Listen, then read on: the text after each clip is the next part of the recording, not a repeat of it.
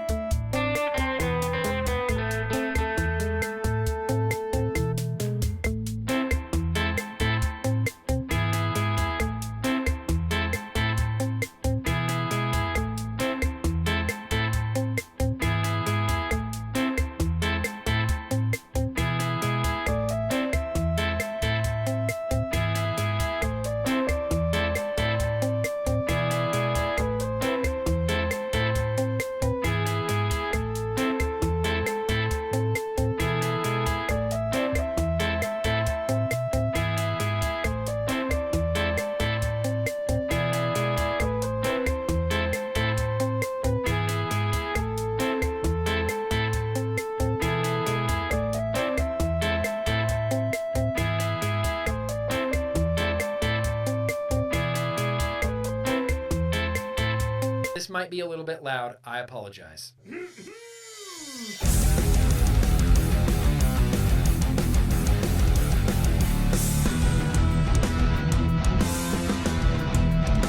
Because Nick told me to. Yeah. Oh, hey!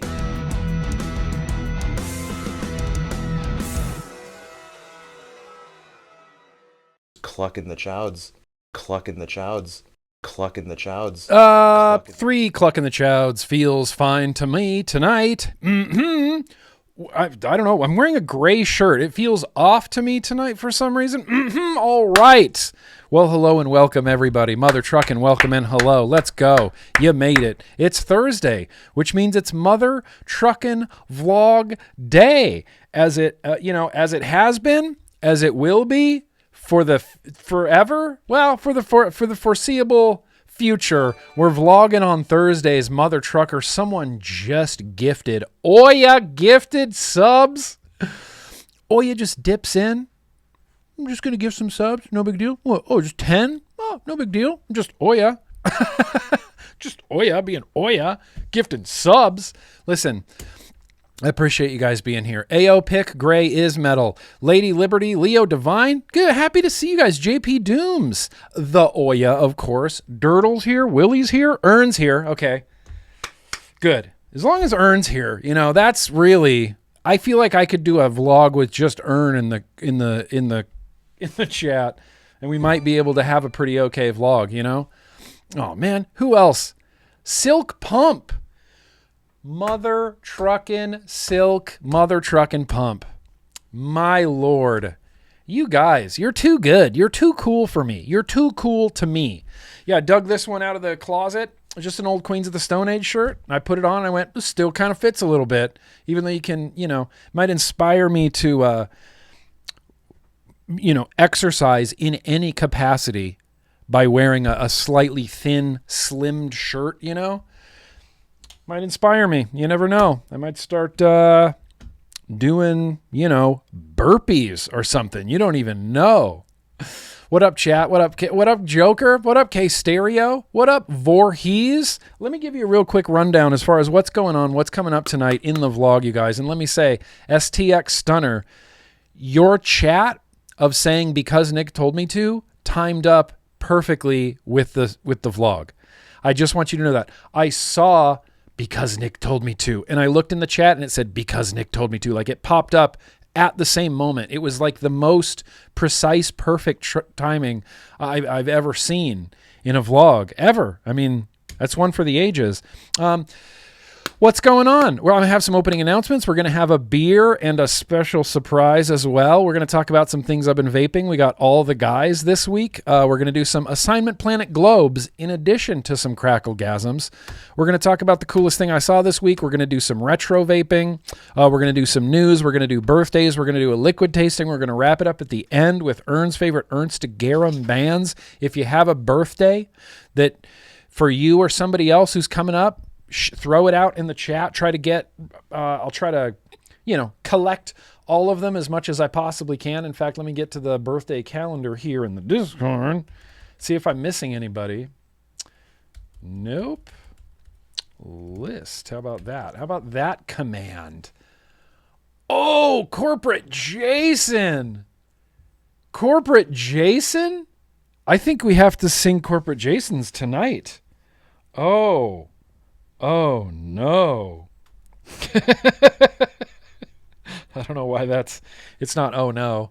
I just, I like to get it as close to the birthday as possible. And if his birthday is next Wednesday, that would technically be closer. See, Corporate Jason's going to get double birthdays. Corporate Jason's just going to get double birthdays. That's just what's going to happen. Steve Denny. What up, Steve Denny? Welcome. Yo-yoy. Appreciate you. Welcome. Hungry Hippo. Welcome.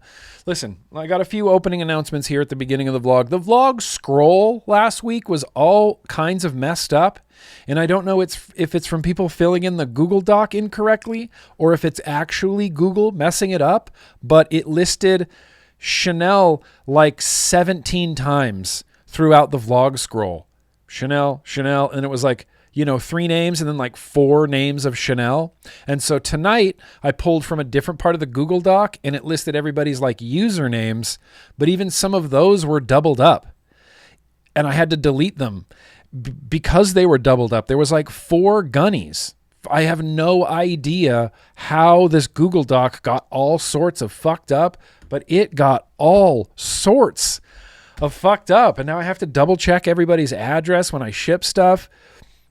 I did the simplest thing by starting a Google Doc to keep track of the yo-yoys and get all their names and emails and addresses so we never lose them and I can always get them boosh boxes and we can always have their name in the scroll. And then Google messes it up.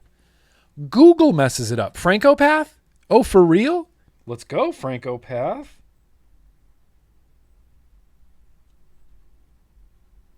Even though it looks like I wrote Franco Dath. I'll know when we get there. I'll know when we get there. So the vlog scroll, it was all sorts of messed up. It's kind of all sorts of messed up today too. I'm going to try to fix it as best I can. I need some help from you guys, please. This is wing check equivalent. This is wing check equivalent. I need you guys to just, every once in a while, you don't need to celebrate it or be mean about it, but just remind me to sit up straight. Please. Just randomly, whenever, throughout the vlog, especially towards the end when you see me getting into this position, because this is the band listening position. I just sort of hunch and I spread my legs under my desk and I kind of just sit here and hunch. And I was watching last week's replay of the vlog. At the very end, I was shouting at my screen like, Nick, sit up. What are you doing? You're on stream looking like this? No one wants to watch that. Sit up. Sit up. Just high posture. Sit up. So just remind me. Posture check. Yeah, posture check. Should we add a posture check that you could ring up with some VU points possibly? Yeah, we need a posture check. Just posture check. Just posture, That's all you need to put. Posture.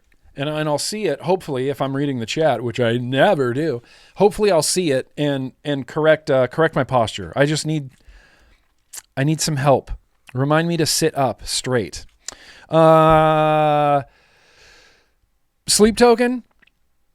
Sorry. Sleep token. Last week, someone called sleep token cigarettes for your ears. And I wrote that down. And I'm going to be calling sleep token cigarettes for your ears for the rest of sleep token's life. Unfortunately, that's just how it's going to go. The AI bubbles popping. That's good. Quick announcement.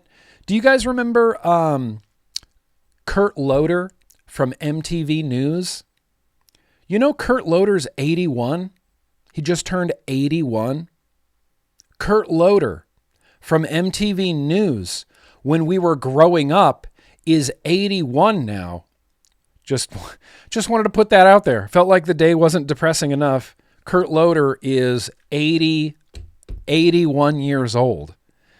And that makes me feel at least 95 years old. I mean, even when I was young and I was in high school and you're watching MTV News, Kurt Loder always seemed like, an adult, I guess. He seemed like he was an adult working at MTV, but you trusted him because he was Kurt Loder, MTV News, 81. 81. Sorry. Yeah. I just wanted to level set, I just turned 49, so I'm feeling old. I just wanted to level set and make sure that we're all feeling as old as I am. I wanted to make sure that we could level set that age feeling. So now we all feel old. Rad. Kurt Loder is 81 years old. Last opening announcement. I'm not sure if anybody's aware of this, but there's been a bit of a shift, as it were, in the emote use on this particular channel. And the Hellman's people, let me tell you, listen up, Hellman's people. You could beat Dukes, okay? You could beat Dukes. Hellman's is number 2 right now. These don't mean anything. Yeah. Dukes only got used one more time than Hellman's. Dukes got used 111 times. Hellman's got used 110 times. And Hellman's almost beat Dukes in the emote rankings. And I don't know, it's going to launch Condiment Wars 2.0, but I'm just letting you know that the Hellman's people, you've been coming close. You've been getting real close with the Hellman's. As we see over here, the explosion of, sugar. Trey, single-handedly trying to get that sugar emote into the top 10. Dangleclax, Dickie Mo. Dickie Mo's up there because we love Dickie Mo. We shout Dickie Mo. But it could happen. There's no need to go out of hand with I shouldn't have said anything about the emotes. That's fine. Listen, go emotes. But Hellman's, just know, Hellman's, you could win. Miracle Whip's not even, Dirtle, don't even, it's like Dirtle and Earn. That's it. Dirtle and Earn. It's okay. People will forget. Right as we move forward. So that's all you go. Hellman's, you could take over the emotes. I guess that's what I got for opening announcements.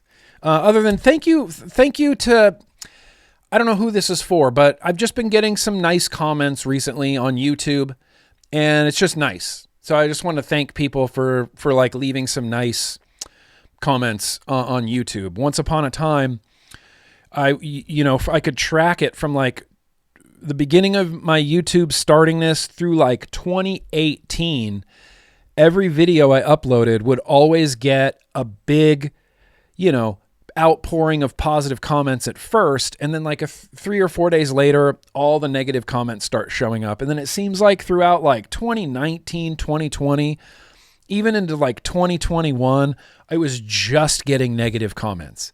It was only assholes. And I felt like, why do I even care? Why am I responding to any of these comments? Everybody's a dick. And then it seems like within the last year, it's shifted again and people are being nice. So, I just want to encourage it. When people are being nice, I want to encourage that kind of behavior, I like it. Be nice, be kind, leave nice comments to people. And I do it all the time. It's my favorite thing to do is just leave comments on Instagram. You come across these accounts that have like 1,000 followers and they're consistently uploading stuff, and you just leave a nice comment. You go, well, that's really cool. Or, hey, good job. Or thanks, I liked this video. Just any little thing. It goes so far. I can't even a creator who has, I guarantee you, Rip Trippers, who has over 1 million subs, 1.4 million last time I was checking on him. I guarantee if you left a nice comment on Rip Trippers videos, he would read it. He would see it. Even the biggest creators see the comments and read the comments on all their shit. And just leaving nice little things, dude, change the world. You don't even know. It could change the world. The one nice thing you say to that guy, he's going to be nice to that guy. Then they're going to be nice to those. And then it kind of just spreads, It kind of just spreads like unsolicited deck pics. Just spreads, Your algorithm gives you guitar players with like 3 views and I always comment. Yes, dude, I did that recently. I ran across a couple of guys just playing in their garage, just playing, trashy fucking music, but they were really going at it and having fun and like really rocking. And so, yeah, dude, you leave a little comment. You say, keep it up, keep it going. You guys rock. Just be a little nice. Just be a little nice, Just be a little nice. It's not that big of a deal. It's super easy to do. And what I would like to do at this particular time is, I guess we're at beer. Let's drink some mother truckin' Birdman.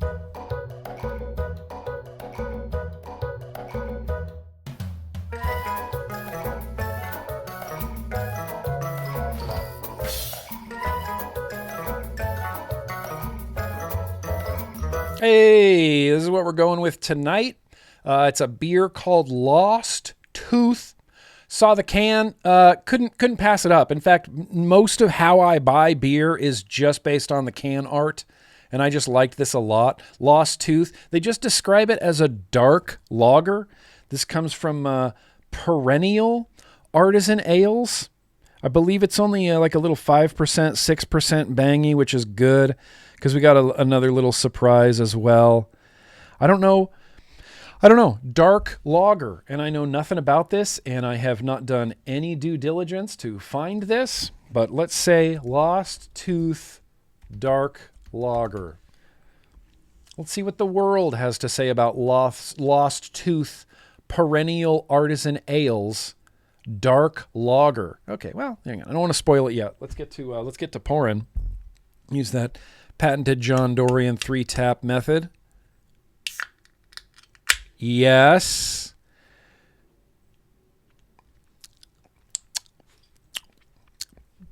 Hell yeah, Willie Brown. Thanks to you, Bogan and Mike. Been off the cigs and weed for almost a year.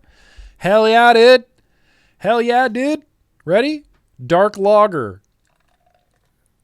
Oh yeah, I'm going to have to, look how froth-tastic that is already.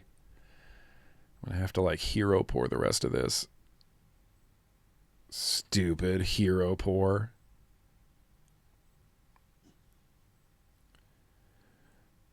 And they say that a hero can save us. I'm not gonna stand in the way. Do you want to drink this? I know you do. Dark lager. Dark lager. Pretty highly rated beer from what I can tell. Cheers, you guys. Here's to you. Hope you have something delicious next to you. Could be cherry vanilla Dr. Pepper.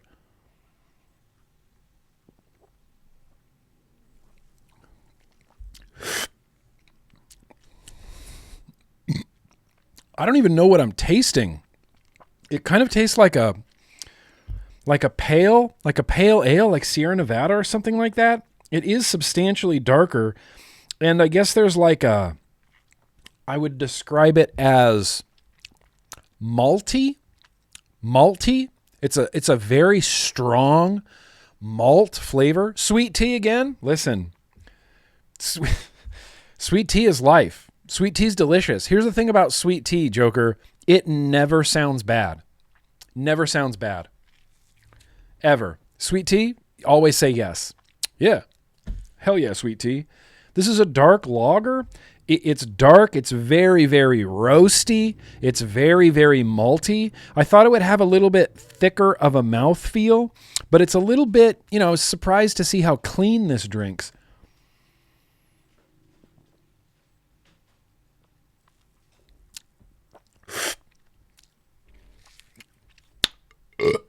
Dude, that is truly delicious. That is rich. I get chocolatey, kind of like baker's chocolate kind of vibes from it. The roastiness I can't get over. It tastes like a French roast coffee. Almost. When you roast a coffee like French roast, all you're tasting is the roast. There's no nuance of the beans or the origin or brightness or acidity or anything like that. It's just roast. This tastes like roast. This is the French roast of dark lagers.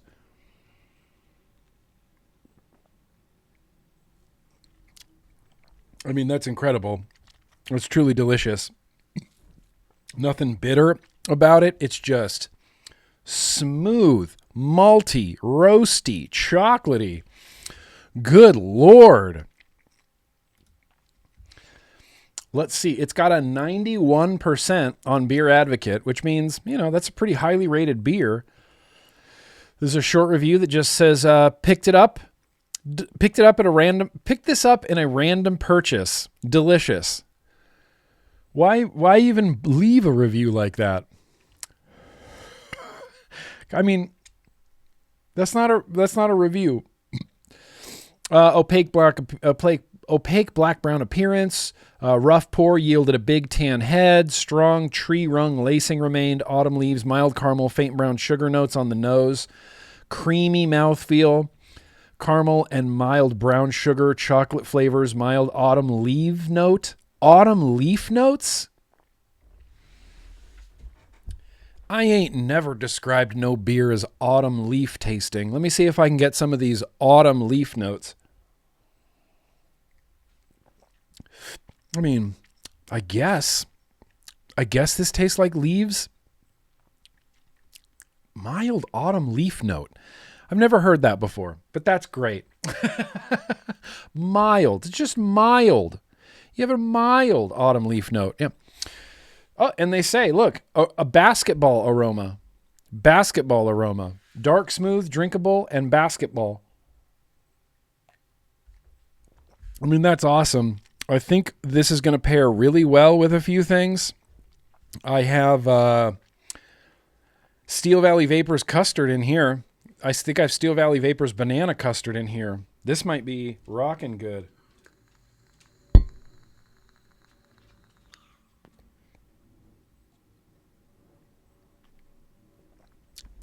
Yeah, that's pretty good. That's pretty good.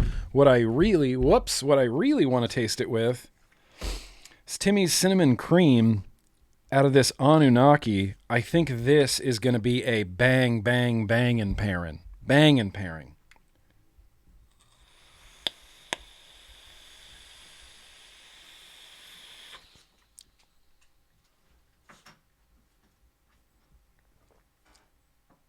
Beautiful. Beautiful. Beautiful. In every sense of the word, that is a beautiful pairing. Autumn Leaves is your favorite jazz standard. Is that a... What's the time signature of that one? I'm not sure. Dude, Petey, Yingling, classic. So good. You got to be on the East Coast then. That's a delightful pairing. Delightful pairing. Timmy's Cinnamon Cream. Ooh. It's good. Let me try my vanilla milkshake Kaz, what do I mix? Sully's and the Kintsugi.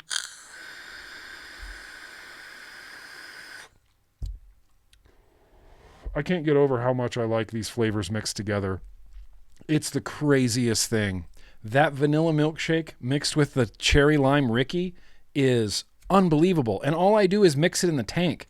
I wait for this to get empty, and then I go halfway with Kintsugi, halfway with Sully's, and I just shake it up in the tank. It's unreal. It's unreal. And this is a good pairing. Ray, give me a name, Ray. I mean, yeah, that was great. That's delightful. I can't just pound this whole beer right now. That has to last the whole vlog. I can't believe how much I like that. That's actually incredible. Like, actually incredible. Damn, you guys. All right, we got a beer coursing through our veins right now. I don't think I had anything else here at the very beginning of the vlog. I mentioned Sleep Token, right? Cigarettes for your ears. I'm going to write that down again for next week because it's too funny. Cigarettes for your ears. I know who that is. I don't even need to write down the band name of Sleep Token. I can just write cigarettes for your ears, and everybody knows. Everybody knows what we're talking about. We're talking about Sleep Cuts. Vanilla rum custard. Steve, oh, damn, that's a good call. I haven't been... This needs to be re-wicked. That's the problem, is it's halfway to no man's land right now because it needs to be re-wicked. Vanilla rum custard in this beer. Holy shit. Steve-o.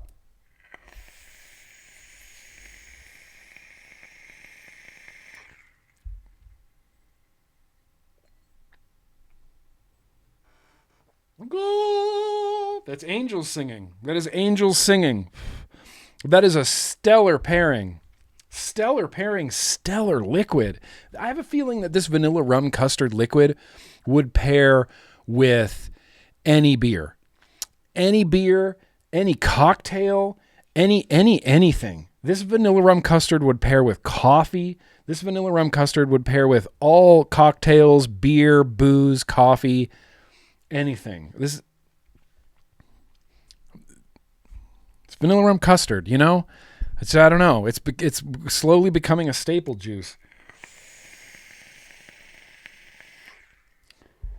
It's so good. You know why I like this, Steve-o? It's because it gives me the Dawn vibes, and then I don't have to vape the Dawn.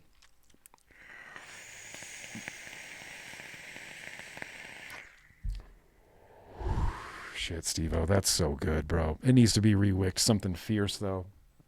I can tell. You can just tell when an RDA needs to be re-wicked. That RDA needs to be re-wicked. Hardcore. All right, well, I'm going to leave you guys with Kitchen Guy, Living Room Couch Guy. Haven't seen Justice for Living Room Couch Guy around in a minute, but we have some Justice for Living Room Couch Guy. Kaz is here. Girls! Dude, I was just singing your praises. I was singing the praises of Sully. Singing the praises of Sully. I got Sully in a sub-tank, and I love it, bro. Happy to see you here. Tra-Lue, happy to see you here. Oh, there's some names in chat I didn't call out. Monkey Pants, good to see you here. Ever, good to see you here. Jackie, let's get ready to skip around the room, Jackie. Hell yeah, Jackie. Thank you, Ray. We'll definitely sing her happy birthday. Absolutely. And Brian's Tech and Brian's Tech and Kibotron. Woo! Ric Flair had some drama recently with WWE. Did you see that? Poor Ric Flair. I feel for Ric Flair, man. That guy spent his whole career in wrestling, and he's going through some drama right now with WWE. And I'm Team Ric Flair to the bone for sure, for sure. Okay, so let's we're gonna check in with Kitchen Guy. Remind me to sit up straight, puff my chest out. Stand like this, stand like a man, you know? Like a man.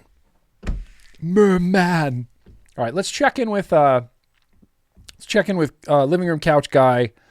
The whole team. The whole team's here. Beer shopping guy's here. I'm going to feed the dogs. You're in good hands.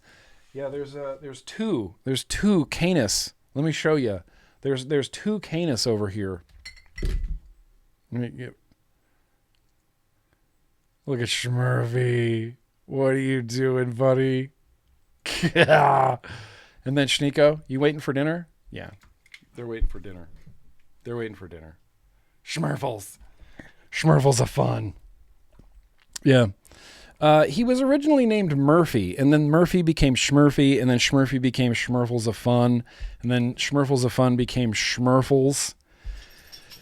So he's Murphy, but his real name is Schmurfles. Schmurfles McMurphy Sagan Green III. Something like that. Are you ready for dinner? Are you ready for dinner?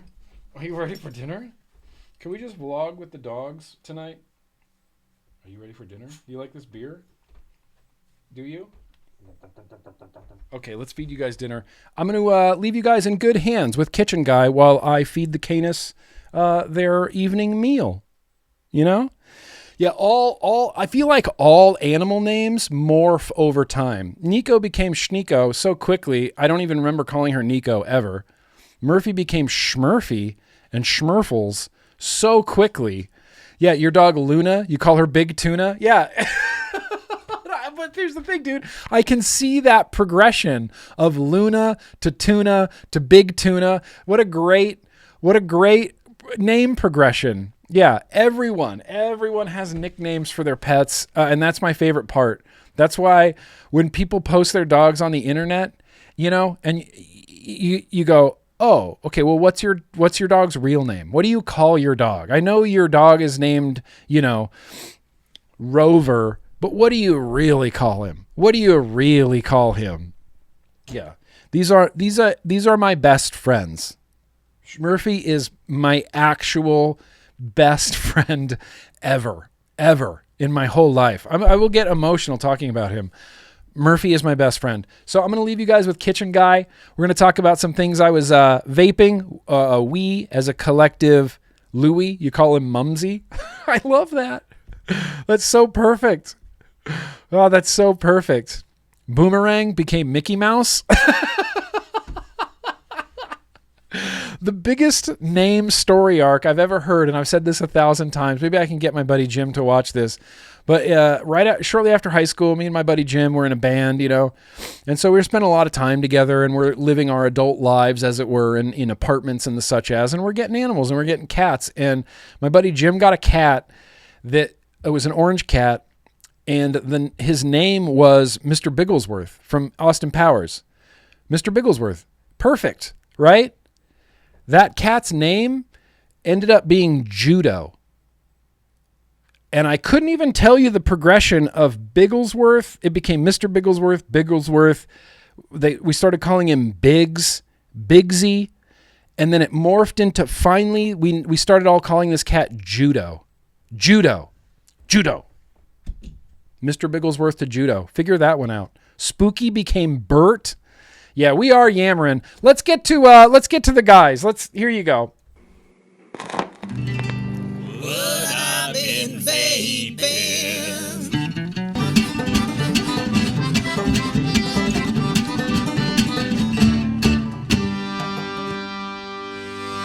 I mean, it's morning. Nothing good about it. Stupid. Hate it. I am sorry. That is what we call in the business, what we call in the streaming entertainment industry, a dangle clack. So we'll be right back. Hang on.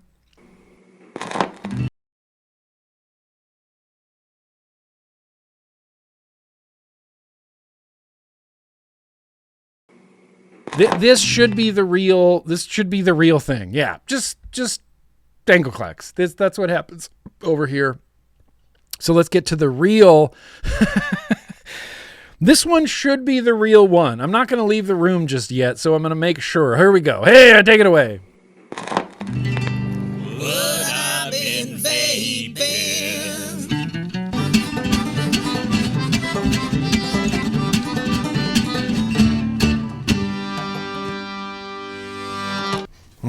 Oh, fucking good morning. Good morning.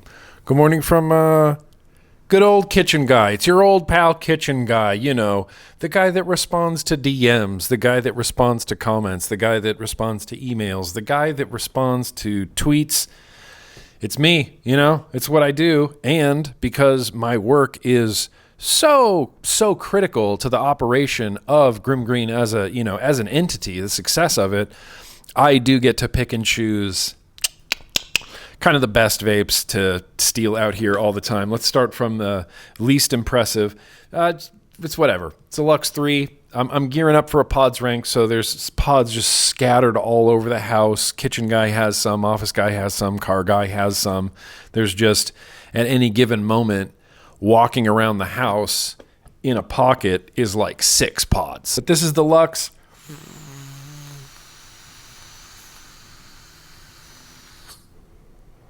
You know, it's pretty great. But having that Lux side by side with the same 6 milligram banana tobacco, having that side by side with the Orion, with the sturdy 1 RBA on the inside, get out of here. It's not even close. This thing blows it away. Yeah, I know you can hear me too, Lux.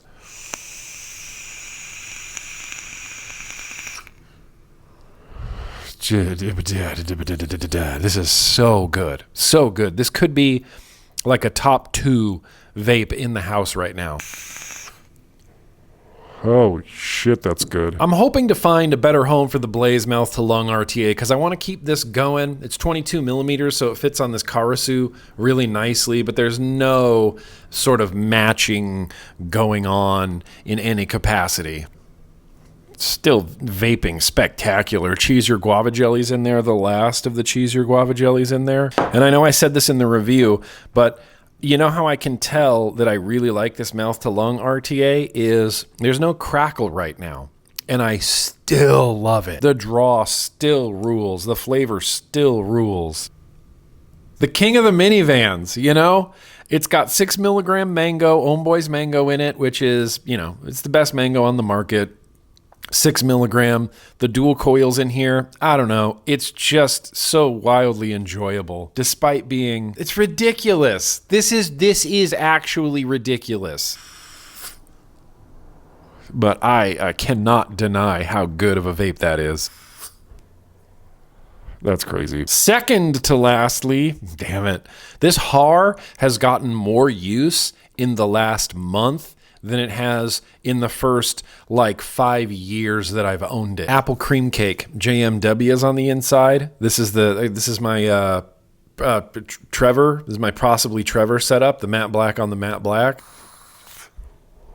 It's competing. I mean, it's borderline competing with that sturdy 1 for a just beautiful restricted direct lung. And again, I'm getting like no crackle from this, but it's still just so wholly enjoyable. Apple cream cake. And then I guess lastly, I immediately stole this.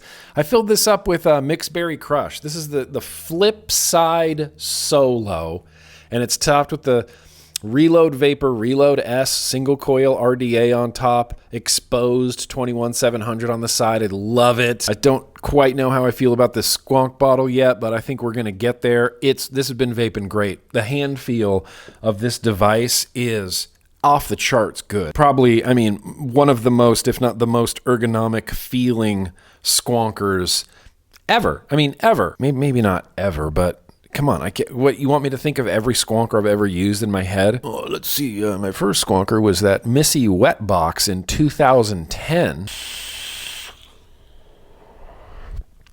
Unbelievable. It's vaping unbelievable. I'm getting zero squonk bottle flavor, which, again, I'm trying to spread the word that that's unique to the individual and not everybody tastes squonk bottle. But the people that do taste squonk bottle, it's kind of one of those, it tastes like soap. What's the thing that tastes like soap? Cilantro tastes like soap. Similar phenomena happening there.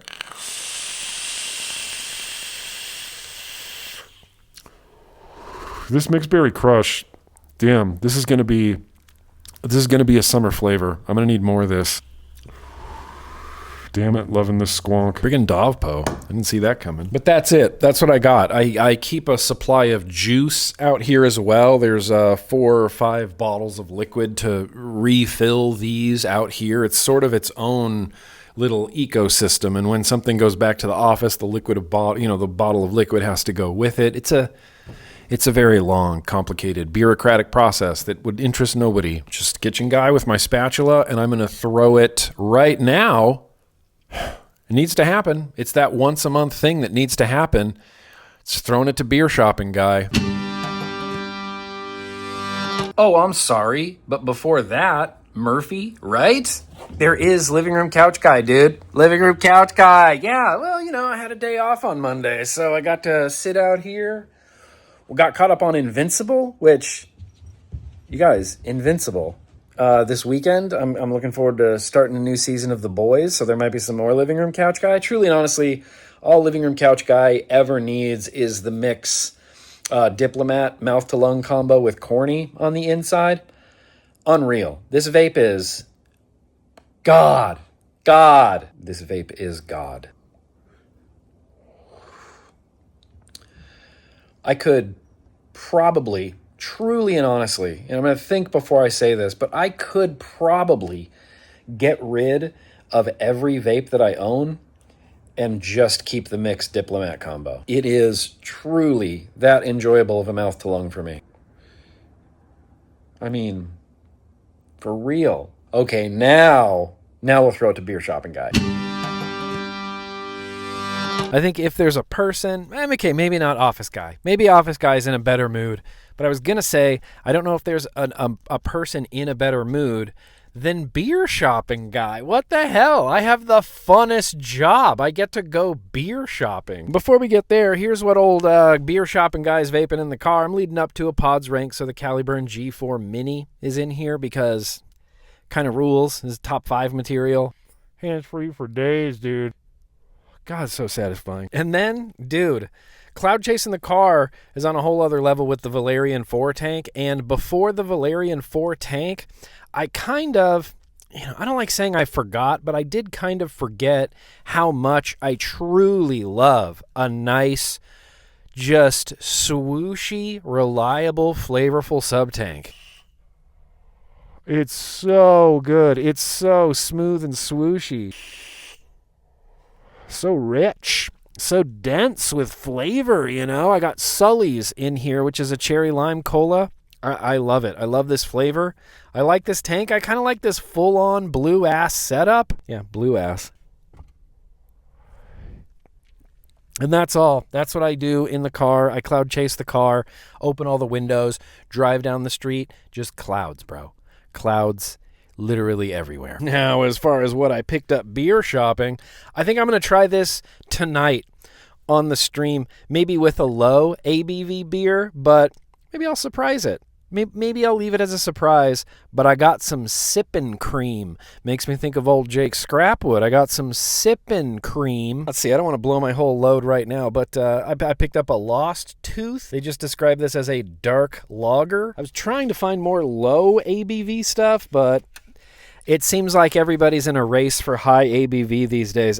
Picked up this one purely based on the logo. Something about this just spoke to me so hard. 8.2%. They call it a Baltic Porter? What even is that, dude? Picked up the new Stone IPA. They call it a Green Buds IPA. Again, this was the branding. 100% the branding spoke to me. Yeah, maybe I'll save the rest as a surprise, but How could I pass up this? Look at that. It's just called Melvin. Of course I want to buy a beer called Melvin. Melvin probably got pretty good beer. They say it's a boutique. They say it's a West Coast Pilsner, which I'm not 100% sure what that means, but I'm sure we'll figure it out at some point. Yeah, well, I'll save the rest as a surprise for upcoming beer segments, but that's me. That's beer shopping guy. Best part of the day. I mean, I guess technically the best part of the day would be office guy streaming and then drinking the beers. Drinking the beers is kind of the point. It's more fun, I guess, than shopping. So maybe office guy is the guy in the best mood. All right, that's it for me. We're throwing it back to office guy. Yeah, office guy is the guy in the best mood because I get to drink the beers. Dude, that dude gets to just only shop for beers. Like, sure, that's fun, but that's like shopping for a video game and not playing it. I get to drink the beers. Of course I'm in the best mood. Did we just talk about some things that I've been vaping? Here's what's on my desk that I've been vaping. I'm not even going to mention pods because there's a shit ton of them just because I keep saying I'm leading up to a pods rank. So all of them are just, really getting torture tested. But I got a Sarin in mouth to lung mode in a stubby with a classic dirty battery wrap. You love to see it. Mouth to lung mode. You know, it's been pretty good. I have a lot of thoughts on the mouth to lung mode. I should have a Sarin review soon. Next week. First thing next week, man. First thing next week. Sarin review. Just going to get it done. I'm so far behind on everything in the world. We set this up on Tuesday. This is the possibly Trevor setup. Matte black on matte black on matte black. That's the new Sparrow RS, what are they calling it? The Sparrow ST, RS, XL, XG, something like that. Can't remember. And then the new Harrier that's the non-DNA Harrier that I actually really prefer. You're going to vouch for Melvin, JP Dooms? All right. I'll remember that. That has the Mandarin Kiwi from, Franken-Atticus, except it's not Franken-Atticus, it's Fuji. It's the Fuji Apple Lime. Sorry, Fuji Apple Lime is in this. And it's amazing. That's delicious. Oh, no, not Fuji Apple Lime. Sorry, Mandarin is in this. I picked up the wrong bottle. The Mandarin Lime is in this. Not Fuji Apple Lime, Mandarin Lime. Come on, Nick, get your... Ding! Anunnaki RDA on top of that EDC bottom fire guy. I took the little clip off and I love this mech mod a trillion times more. And this mech RDA combo, dude, how great is that? That's freaking perfect. Cinnamon cream is on the inside.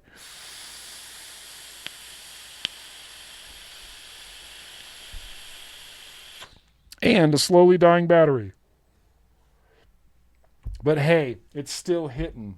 And I guess mostly lastly, I've been using the crap out of this thing. Drag 6 with the U-Force 2 tank and then PNPX coil heads. Reliable. You know, that's what I would say about sub-tanks is they're reliable and they're almost always good. Every toot I take off of a sub-tank, I just think, yeah, this is great. This is great. There was a time in the vape scene when sub-tanks ruled the world. Everybody was vaping sub-tanks. In fact, everybody was probably vaping a smock sub-tank of some sort. You know, Baby Beast 8 or something like that.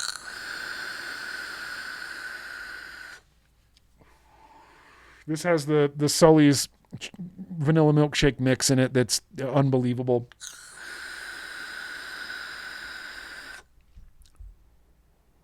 I literally cannot get enough of this liquid. Unbelievable. And that's kind of what I've been vaping. This little guy's been hanging around. You know, most of the time I find myself just charging the battery off of this. Luckily, it's fresh off the charger right now.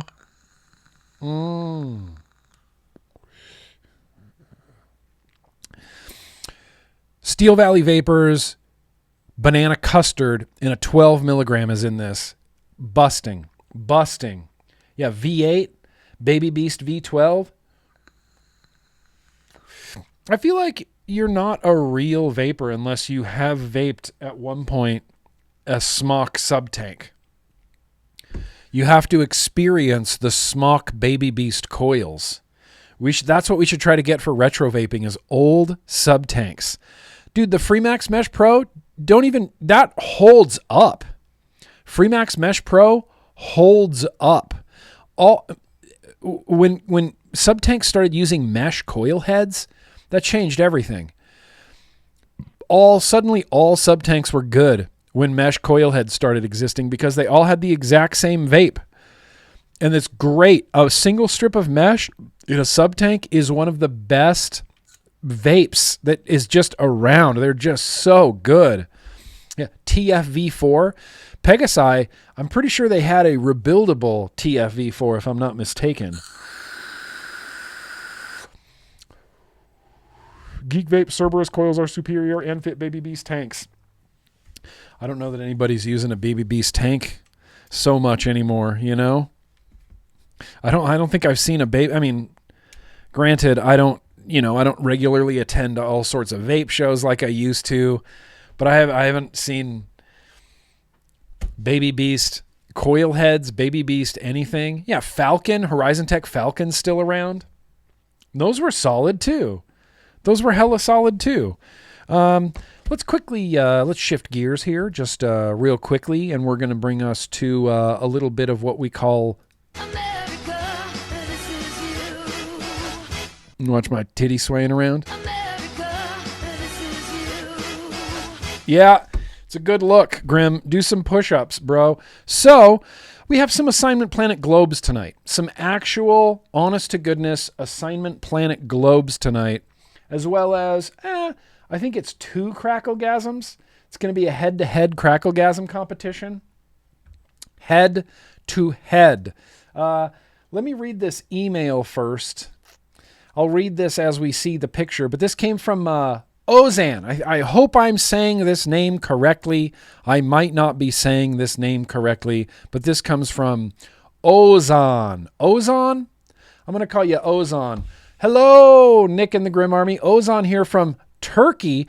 I thought I would just drop a single photo after I build some RTAs to keep me vaping through the week. I usually settle down for about an hour to build and rewick 6 to 7 RTAs I use during the week. Here's the harvest for this week. Fruits of the Fiddle.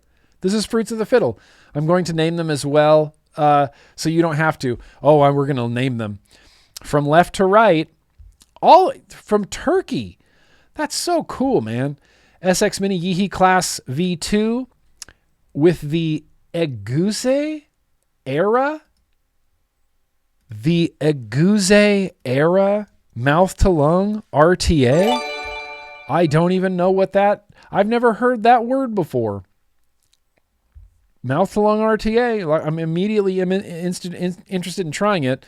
Ambitions mod converter mod used in the tube format, plus the Flash E Vapor 4.5S mouth to lung RTA with a bell cap on top. I have no idea who made the bell cap or where I got it from. That's usually how it goes with vape stuff. Steam Crave Hadron DNA 75C, Ambitions Mod's Bishop V2 mouth to lung. I've had that. I vaped that. We got an Aspire Mix 21700 version with a Bishop version 1 6mm extension kit. This combo I think is my best and most used combo. Of course it is. The Mix goes with everything, in case you weren't aware. You can put anything on the Mix and it's awesome. Every time I receive a new RTA, I immediately compare it with this setup. Hell yeah.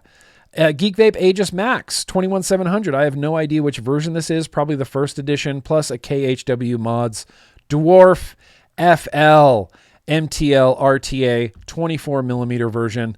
Not pictured as the SX Mini MQ class. Oh, he's got that corporate boardroom with the Dead Rabbit MTL RTA version 2 on top. Hell yeah.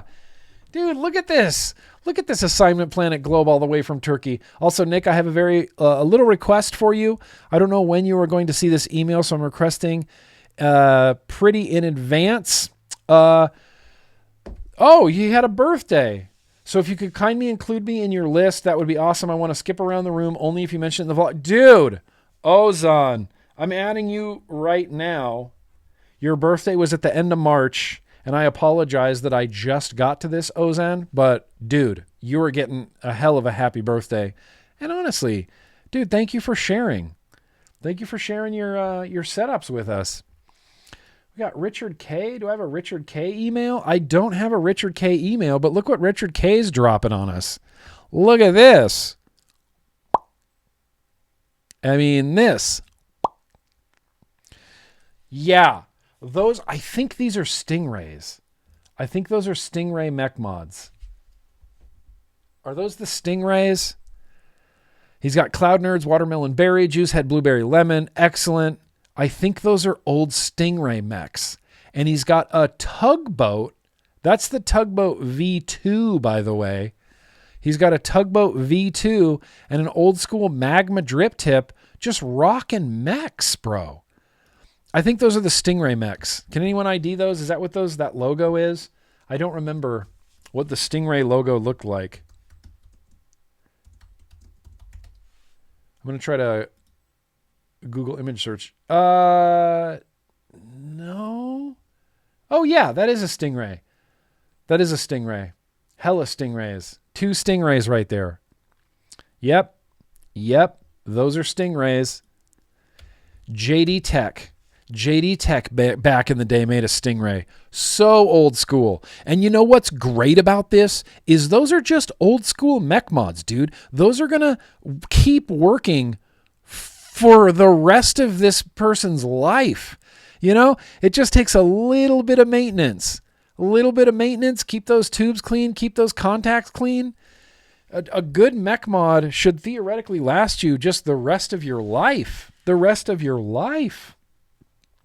We have this collection from Sylvia, and I love this. Let me read Sylvia's email. Sylvia says, greetings, Grimm. I discovered your channel while researching pod systems. After a year of using disposables, I finally made the switch in September, and I haven't looked back. However, I was too busy watching your videos to look where I was going. I promptly tripped and fell down the rabbit hole of rebuildables. A few months later, I got my first setup, Dead Rabbit MTL, plus the Yeehee. I don't know what vape this is. Let's look at Sylvia's vapes. Look how great this looks. What? That's so rad. And I'm now set to start making coils and mixing my own liquids. I want to thank you so much for sharing your content, making information around vaping more accessible, and opening the door to the DIY vaping community. Hell yeah. I've learned so much from watching your videos and going through the backlogs of vlogs. I finally got on Twitch to watch your build stream, and I managed to catch a live for the first time. Dude, I've been wanting to engage more actively with this community for a while, and I saw that your YouTube was gone this morning. I decided it's time. Seriously, fuck YouTube. I hope you get your account back. Oh, I did. I totally get it if you're done dealing with bullshit. I have so much more I wanted to say, but for now, I'll leave you with this. Fuck YouTube. Fuck the FDA. Thank you. Blessings upon you. And here's my current setup. Dead Rabbit, MTL, RTA version 2 on the Stratum 6. On the Stratum 6? Is that a... No. That's not a Stratum 6. Is that the Fat Rabbit Solo 2 on the SX Mini? I think that's what we're looking at.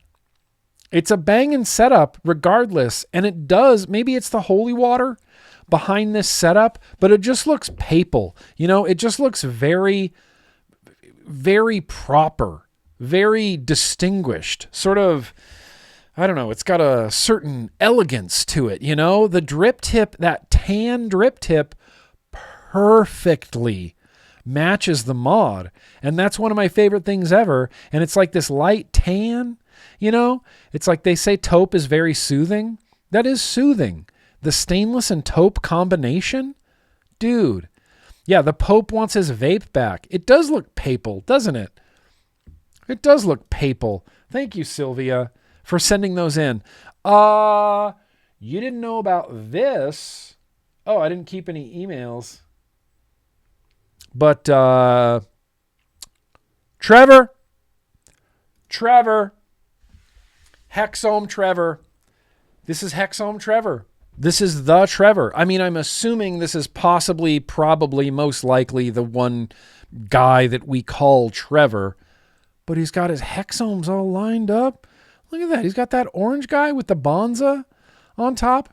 He's got a recoil on that pink one. That's the coolest thing I've ever seen.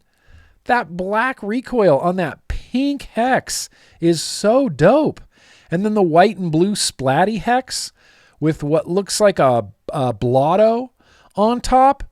Dude, this is sick. That's so cool. If I could steal one of these, dude, I would steal that pink hexome. Here's another shot of that pink hexome. That's so sick. It almost slides perfectly into place. That's so sick. That pink hexome. I love that. I literally, Trevor, love this. Literally. I'm going to steal that pink hexome. You want to trade? You want to trade hexes? No, I don't want to do that. I don't want to trade. Maybe we could trade. All right. Well, that's what we got for Assignment Planet Globe. If you guys have setups out there, I want to see them. I want to see your daily drivers. I want to see your beaters. I want to see the ones that you put on a shelf and never use because they're too fancy. Those are the vapes that I want to see, and send them to me. Nick@GrimmGreen.com. Just mark your subject, Assignment Planet Globe. I'll see the attachments. They'll get used. Additionally, we're always on the lookout for Assignment Planet Globes. We're always on the lookout for Cracklegasms. And I only have 2 Crackles tonight, and they're going to go head to head because one of these people, Paul, leader of the replay crew, Paul on YouTube, Paul is claiming that he has mesh crackle. Mesh crackle? Okay. All right. Well, I'll believe this when I hear it. Paul F., let's get you out here. Let's hear some mesh crackle. Let's expand you. Be equals right here. Paul F. claiming to have the elusive mesh crackle. Let's hear what Paul F. has to do. Hey, Paul F. here. Sorry for my appearance, but why is your audio so good? I found out that my profile Unity RTA. Jesus, my eyes are burning. I can't see. My profile Unity RTA mesh, Clapton mesh, does this.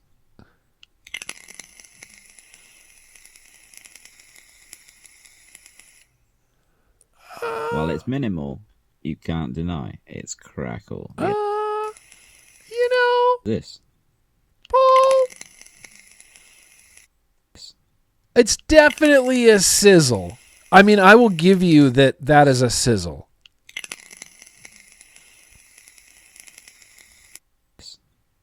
He's on Krypton. It is. It's technically something, Ben. It's technically a sizzle. But see, that kind of like. While it's minimal, you can't deny it's crackle. I can't deny that it's crackle. It's definitely I would say there's one crack in there. The very beginning does have a crack, but it does fade. It does definitely sizzle. Paul F., thank you for sending this in.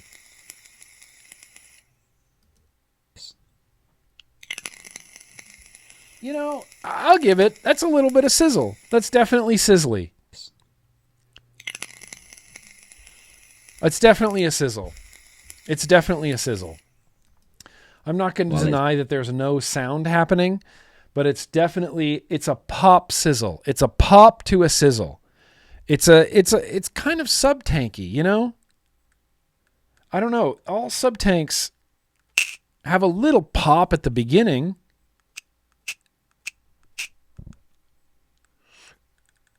If I locked it. No, this doesn't do that. Clapton mesh. Clapton mesh is crackling. Crackling Clapton mesh. All right. Let's hear from Sean because I think Sean is going to have a serious crackle happening. Serious crackle, Sean. Serious crackle time. This is hang on. I have an email here from Sean as well. He says, hey, Nick, Crackles via Reds Artisan Coils, BP Pro Vape Cotton, the AB Mods Rafi RTA, and the Kaiser K-Side SBS. Twisted Timmy's 21 grams. See you later. Adios. Go there now. I like you, Sean. Let's listen to Sean's crackle. Yo.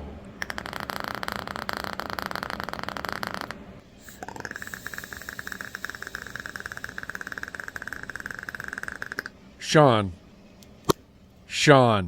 you did it. That's crackle. That's crackle. That is straight up crackle. Crizzle?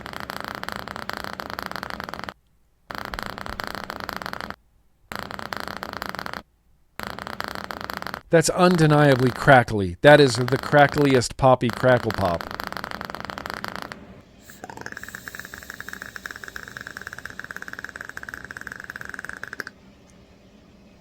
Boom. Sean. Sounds like a purring cat. Sounds like a purring cat. The vape through is really what's impressive, though. He did it. He did the vape through.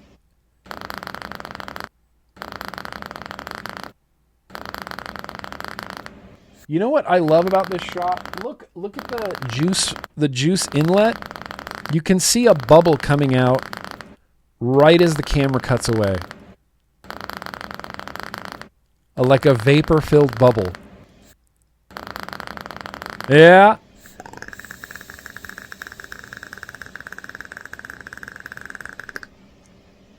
Sean, I think the odds were stacked maybe against Paul F a little bit with the mesh. You got to admire the mesh crackle and sending in the mesh crackle and going, no, this mesh has crackle and I'm going to prove it. It was definitely a crizzle.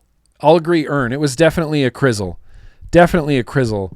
But Sean, that's an award-winning crackle right there. That's some award-winning crackle. Listen.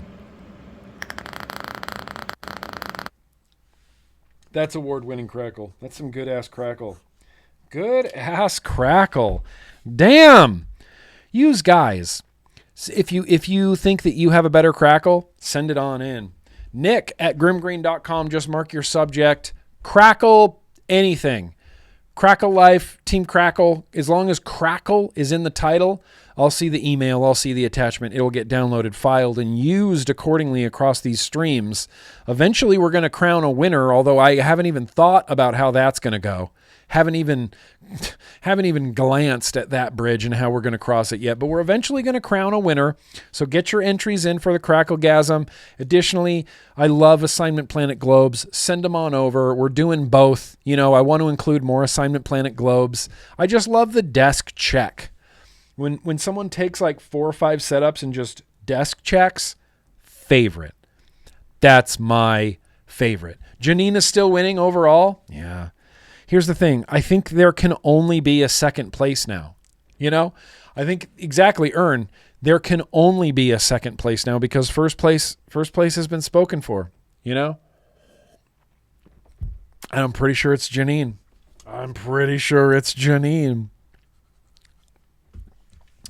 Yeah, dude. Let's do this. It's time for this is the coolest thing I saw all week. Hopefully it's the coolest thing you guys have seen all week, but it's definitely the coolest thing I've seen all week.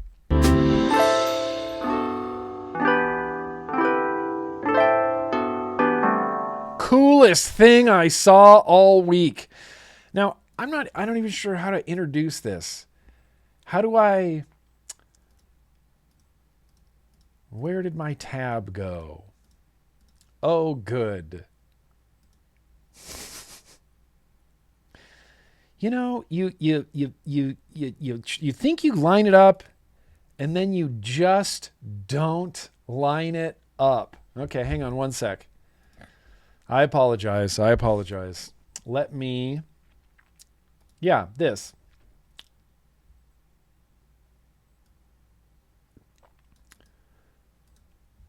So if any of you are like me, you're all about aquariums. You're all about aquariums. God, I love a good aquarium. I love a good aquarium. And I saw a video on Reddit the other day that actually blew my mind. There's a video circulating around. Now, this happened in 2023, but someone got video of the most rare jellyfish that has ever existed. This jellyfish has only been filmed one other time. It's only been seen by humans one other time. In 1997, there's this grainy ass underwater footage of this exact jellyfish. And since 1997, it hasn't been seen since 1997. And then in 2023, we got this sick footage of this. It's a box jellyfish, and it's called the Chirodecates. A Chirodecates. It's just beautiful. It's just beautiful. Look at this. This is oh man. Let's get me out of the way a little bit. Let's make this jellyfish bigger. This is the coolest thing I've seen all week. Humans haven't seen this jellyfish before 1997. Nobody had ever seen this jellyfish. In fact, if you go to the Wikipedia article about this jellyfish, there's not even a picture of the jellyfish. It's a drawing, because prior to 1997, nobody had ever photographed or videoed this jellyfish. All you had were firsthand accounts and descriptions of this jellyfish. This is the most rare thing. I love this. Let's go. Watch. Yeah. See the red on the inside? You know, you're seeing a jellyfish that most humans have never seen. And the last time it was recorded on video is 1997. Doesn't that blow your mind that there's things that exist in the ocean that have been around for, if not hundreds of thousands, definitely millions of years that no human has still seen with their eyeballs? Animals exist down there that we don't even know exist down there. Chirodecates. That's the name of this box jellyfish. The Chirodecates. That's a sexy ass jellyfish. I'm just, I'm tripping through time thinking about, like, maybe this person filming this didn't even know what they were getting.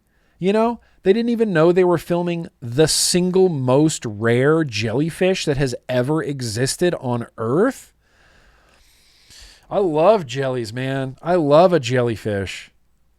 They're just cool. Water spiders? Here's the thing. I love the ocean. I'm terrified of the ocean, but I love the ocean.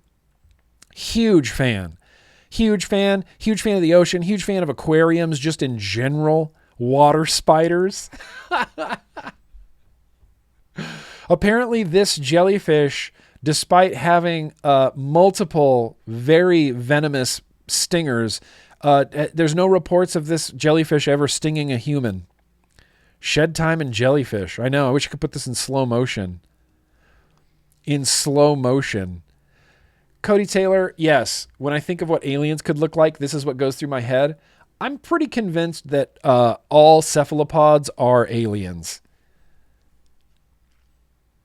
Like actual from outer space came to Earth because of our saltwater aliens. All octopi and squid are aliens.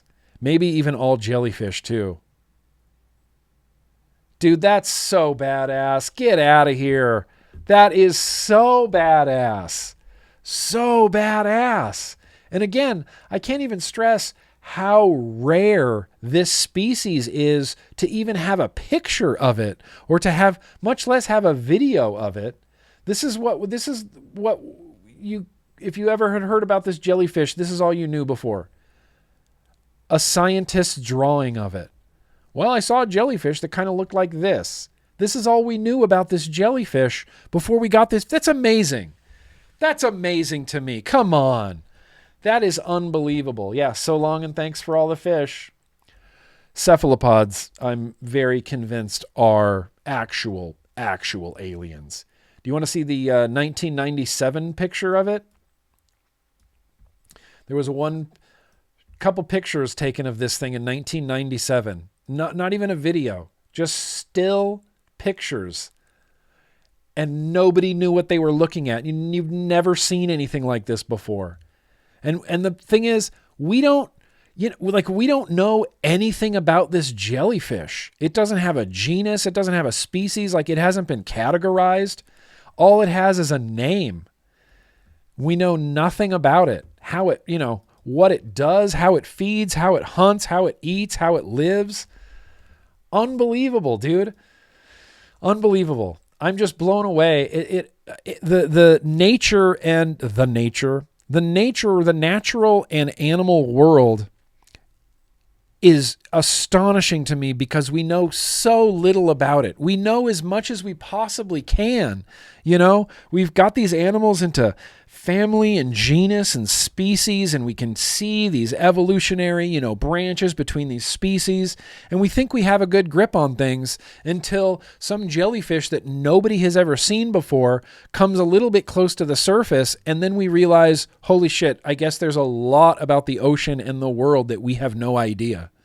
No idea. Some research believe that some cephalopods came to Earth as eggs on meteors. Yep. Yes. 100%. I immediately believe that without any evidence. That's how strong my faith is. I don't need evidence. Of course, cephalopods came from space as eggs on meteors. That's the only thing that makes sense. I have 2 saltwater aquariums. One of them is 45-gallon, all SPS corals, and I have a 200-gallon mixed reef. Okay, Stereo, you're living my dream. I have always wanted a badass aquarium in my house. It doesn't have to be huge. I just want it to be badass. I want it to be a cool aquarium. I've still never had an aquarium. I've only ever had betta fish, and all my betta fish have passed. They lived good, long lives, and then they all passed. But dude, K-Stereo, seriously, take a couple pictures of your aquariums, maybe a video, send it over to me, nick@grimmgreen.com. I'd like to see those. I'd like to maybe even share those on the vlog. Aquariums are impressive to me, and people who get into aquariums and, just so knowledgeable, so dialed in with like water salinity and pH and temperatures and, it's just so impressive to me. It's just so impressive to me because it seems like such a, just such a foreign world to me. A foreign world to me. Well, maybe. There is a logical explanation to the idea that squid eggs were on meteors that landed on Earth. What if, I don't know, I can't explain it. I couldn't explain it, not unless those meteors had an ocean. Yeah, maybe a planet, got exploded into a sun or something like that, and meteors from the ocean, squid eggs landed or maybe they meant to come to Earth. Maybe cephalopods were out in space on their own planet going, talking to each other going, fellow cephalopods, the time has come for us to evacuate our planet. Our oceans are all but dried up. We only have the smallest ocean left for all of us to live in. It's time for us to explore the universe. And then they just launch some rock into space. They're like, all lay your eggs on this meteor so that our offspring will have a chance to survive in the new world called Earth. That seems reasonable to me, man. That seems reasonable that they could have done that. It could have been, this should be a movie. This should be a comic book. I would watch this. I would watch intelligent cephalopods escaping their dying planet and sending their eggs to Earth. That's cool. It's cool. They don't need eggs. They don't need water for the eggs. The eggs stick to the rock. The rock flies through space. Kind of checks out, Kind of checks out. I would definitely watch that animated series. 1,000%. Okay, I'm sorry. Where were we? Oh yeah, coolest thing I saw all week. Coolest thing I saw all week. That was it. That jellyfish. Chirodecates. In case you're curious, look it up. Research it. It's fascinating. Chirodecates. I just think that's amazing, dude. It hasn't been photographed since 97? Yeah, Steve-O. I mean, scumdogs did come to rock amongst the gutter slime, so anything is possible. That's true. They did travel through space on rocks. Scumdogia, the planet. Coolest thing I saw all week. Coolest thing I saw all week. Here's what we're gonna do literally right now. You know what? No, we're gonna keep this going. Coolest thing I saw all week. I wanted to there's a couple comments of the week that have been hanging around that didn't have really a place to go, so I'm including them today right now in the coolest thing I saw all week with the jellyfish. Making a great point here, Bradley backstage. I'm pretty sure the Artemis 2 wins the Cracklegasm debate on this one. Yes, I didn't even think about that last week. That the Artemis 2 probably has the best crackle by a mile. Bradley, that's a good call out that we all should have caught. We all should have caught. And we didn't. This person, yes, the second retro vape was the Smoky Mountain Wolf Call RDA. Do you remember did we establish that this was the Wolf Call RDA on the stream? This guy? This thing? You remember?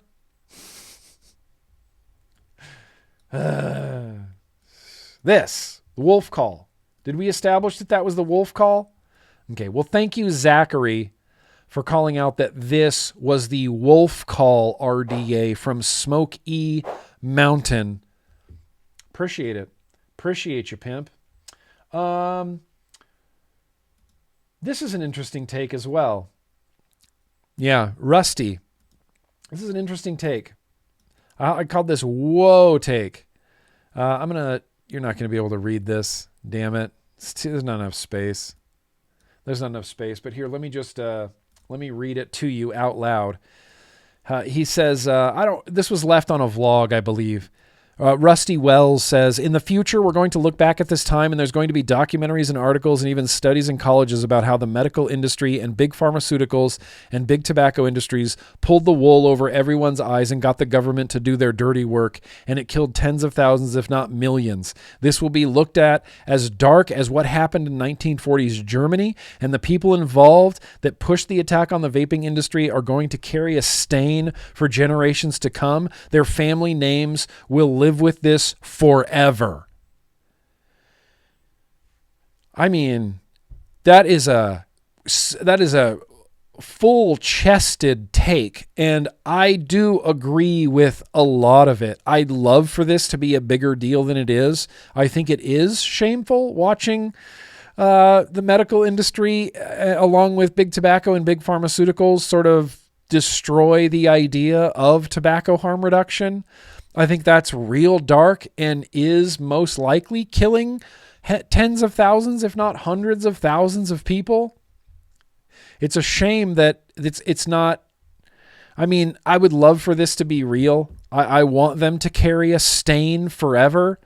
I just don't know that's. I don't.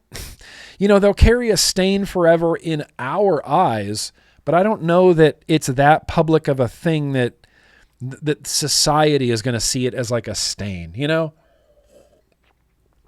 Intense take, Rusty Wells. Intense ass take. I had two more here. Two more comments of the week. Oh, no, three more. Daneby left a comment and says, I'll on the Dead Rabbit. I'm starting to think this is a dictatorship. Office guy can unilaterally decide when it's the end of a video, and why don't we ever see editing guy in the vlog, huh? What does he vape? Why haven't we seen editing guy in the vlog? This is an excellent question, and the answer is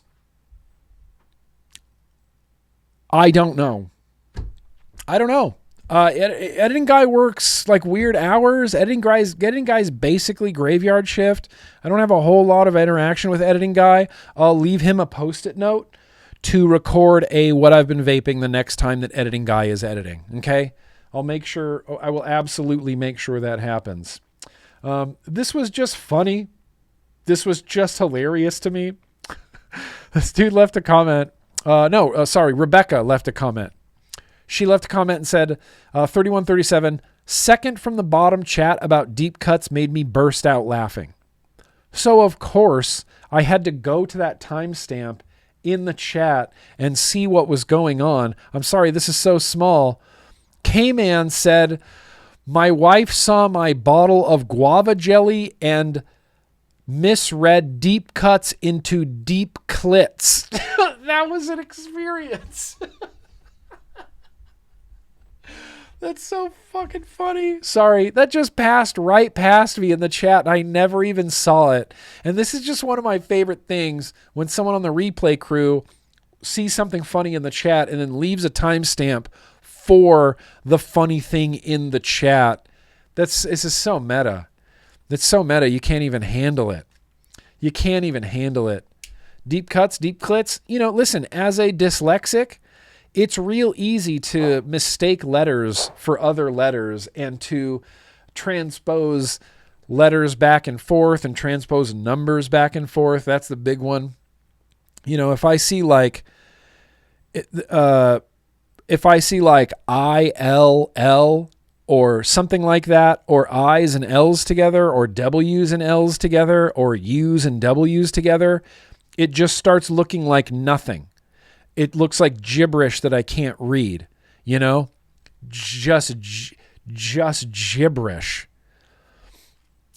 So I could see that. I could see seeing deep cuts and glancing at it and thinking, you know, depending on what your, where your mindset is. How about them deep clits? I don't think that's supposed to be a thing, though. The deep clits, not supposed to be a thing. And then I had one more comment here, just from a dude in Romania. This is going to be a little bit long to try to see on the screen, so I apologize if you can't read this. I will read it out loud to you. But this was one of those. Well, let's just read it. Hi, Nicholas. I don't know where to begin this, but I ask you as a fan to take my message as it is. So for the beginning, I want to say that I worked in the vape industry for like 6 years, and I feel how it is to want to inflict this vaping goodness on smokers. And you and your war was always an inspiration to me. My message to you is very simple, so here goes. This guy's in Romania. My message is very simple to you, so here goes. Please don't quit what you're doing. I'm following you for the past years, since like 2018 or so, and I want to say that as harsh or unrewarding this work of convincing people to transition is, somehow you work your way up to heaven, or at least that's what I believe. I know it's easy for people to deduce that what you're doing benefits you, but I know the fire inside you is burning with a passion to make people stop smoking. Sadly, right now, I'm experiencing some consequences of my actions.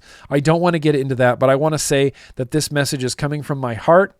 I love you. Keep doing you, mate. Love from Romania. Aero Danny.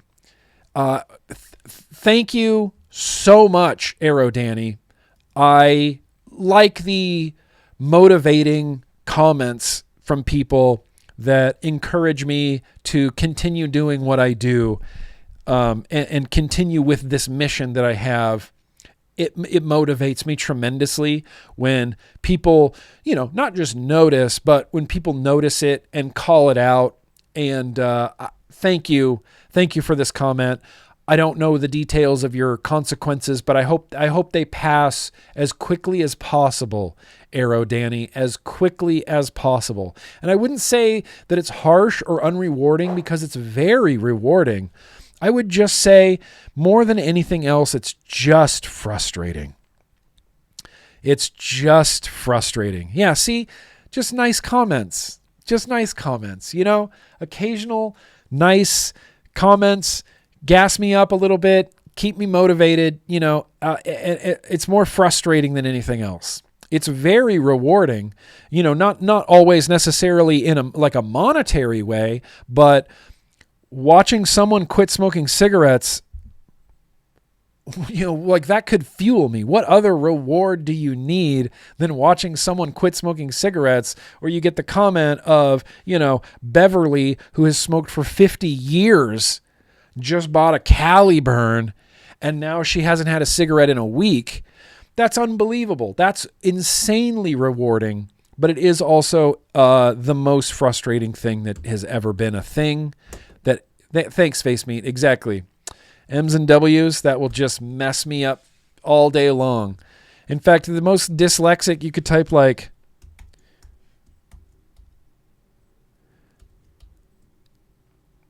that's like the most confusing thing you could type. MW1LI. All of those just look like nothing to me. just gibberish. Just gibberish. Trey, you got someone to switch to vaping? Dude, how good does that feel? It's the best feeling. It's the best feeling. And there's some that are better than others, you know. Ern, you always leave me nice comments. Ern, you always gas me up, and I appreciate that. Always. The one person, when my brother finally had his last cigarette and decided to fully vape, that was like, I felt like I could retire. I was like, okay, mission accomplished, dude. I got my brother to quit smoking. And that, you know, he dual used for over a year of just, you know, he'd vape with me and vape indoors, and then we'd go outside and, you know, he'd smoke cigarettes, and he'd go to work and he'd smoke cigarettes, and he'd come home and he'd vape, and we'd vape inside, and he dual used for well over a year. But when he finally switched, that feeling was just, everything. Exactly, Ern. Exactly. So yeah, keep fighting the good fight. Keep doing the damn good thing. And thank you for those really, really nice comments. I'm going to keep a few of these, you know. I keep some of the really nice gassy comments, you know, in a little special folder that I read sometimes to cheer me up when I'm feeling cruddy, when I'm feeling unmotivated to do things. I think that's all the comments that I had. They're just so random and sporadic that I save them up over the course of like a few months, and then we'll just, you know, you got your brother to quit smoking, now you got to mix liquids for him. As long as you love doing it, dude, Rice, that's awesome. You know, it's a small price to pay to have your brother, to have your family member, like not smoking cigarettes. It just felt like, you know, I don't know. I can't explain it. You dual used for almost 4 years. Yeah, dude, some people dual use for a while, and that's fine. There's literally nothing wrong with that. Dual use leads to quitting.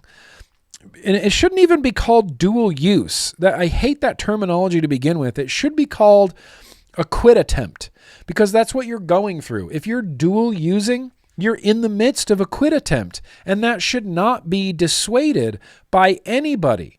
You know, using both of them is worse for you than just smoking. How about you shut the up and let me quit smoking? Let me continue my quit attempt. Beer on the ground. Great. Let me go through my quit attempt and try to do it my own way. Yeah. Well, anyway, dual use. I hate that word. Hate it. Stupid. Listen, we got retro vaping coming up. We got birthdays coming up. We got a liquid tasting coming up. We got bands coming up. But what we don't have is mail tonight. And all that means is we might be able to get this under 4 hours. And what I'm going to do literally right now, is hydrate. That's what needs to happen. Good Lord. Enoch, Josh, Tokugawa, Josh, Brett,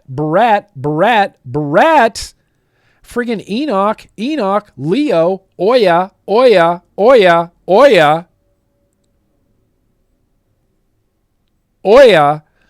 Leo, freaking Dirtle,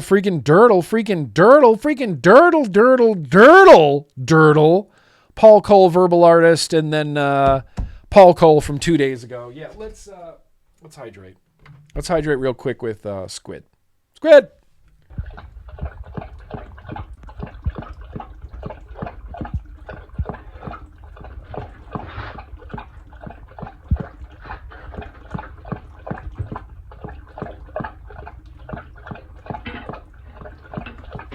Squid.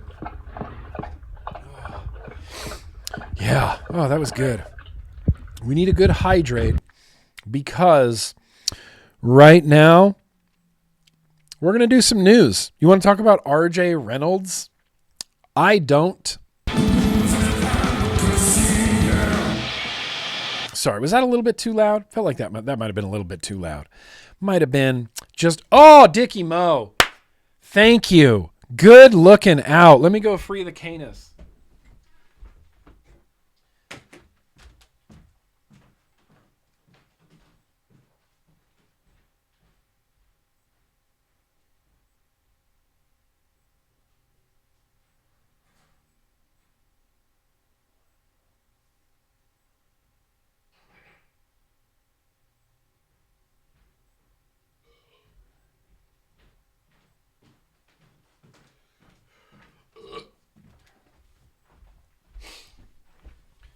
Murphy sometimes a little bit struggles with the crate, but Schneeko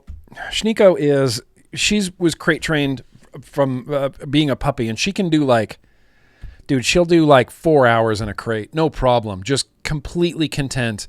4 hours in a crate. No big deal. She can survive. She can hang, She can hang. Listen, I had two things I want to talk about for news and advocacy. The first one, listen, both of them are going to be a little bit of story time with GrimmGreen. And the first one, this one's a tough one. This is tough news to report. This is bad, not necessarily bad news, but just news that I didn't ever want to read. This is just news I didn't ever want to read. News and advocacy, yeah. Yeah. I almost wore my Metallica shirt tonight. I also dug out my old Metallica t-shirt, and I almost rocked a Metallica t-shirt tonight. But then, I don't know. People shit on Metallica. I'll be wearing a Metallica shirt while shitting on Sleep Token. It's like, I feel like maybe that's not a good look if I'm wearing a Metallica shirt. Like the easiest band to dunk on these days. And I'm dunking on Sleep Token, who's wildly popular despite being terrible. News before retro, This is just how we roll. That's just how we roll tonight. This is kind of the bummer. It's kind of a bummer. We're just going to share this. I'm going to read through some of this. The mind study. Does anybody remember? We talked about this a ton. I did a whole video about the mind study. How Paul Newhouse from I can't remember what organization he was from or what college he's a professor of. We'll go through this and I'll read it. But Paul Newhouse was a doctor, a researcher who was looking into the idea of nicotine for, where did I go? What the hell?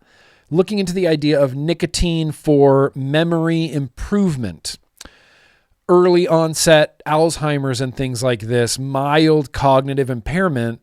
There were some smaller studies that were done that kind of demonstrated that dosing nicotine helped mild cognitive impairment. And so because of all these smaller studies, they decided to do a big study. And it didn't go. It didn't go as they had expected. And this is science.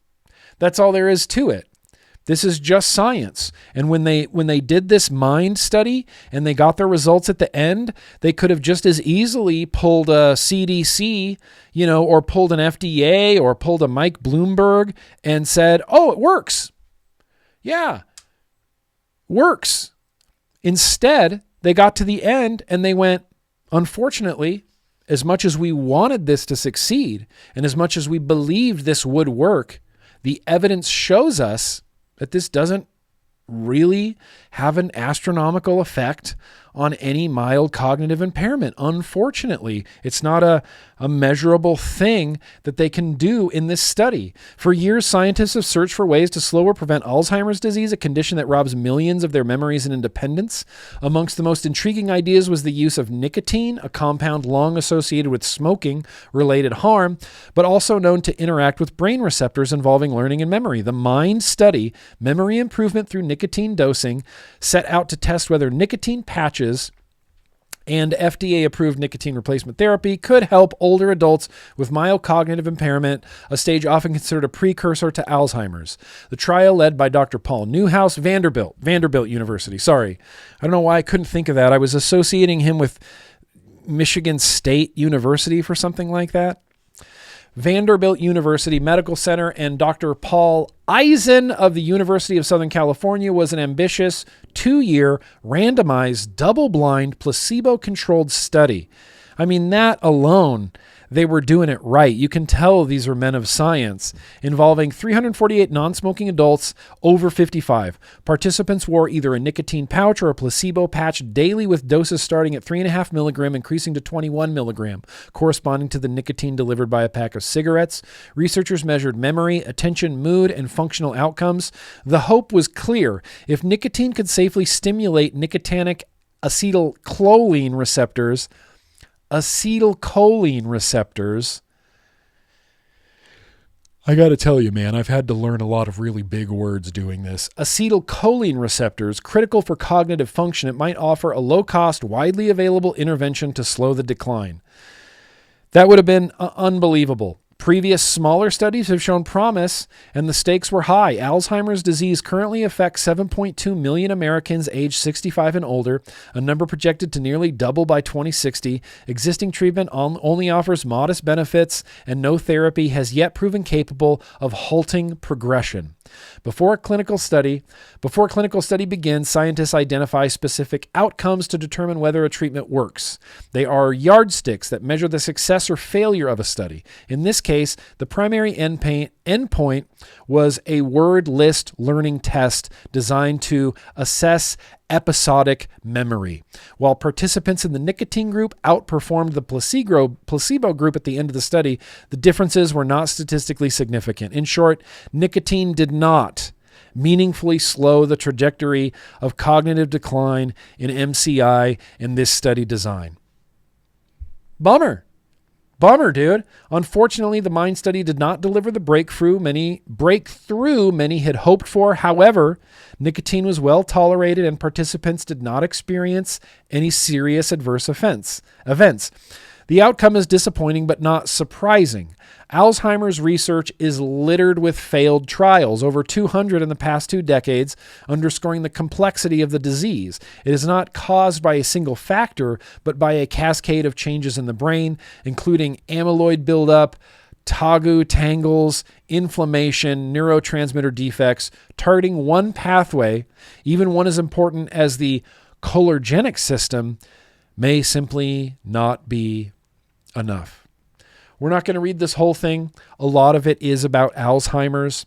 Looking ahead, there is still promise for the use of nicotine in other conditions. For example, transdermal nicotine has been shown to decrease the severity of late-life depression.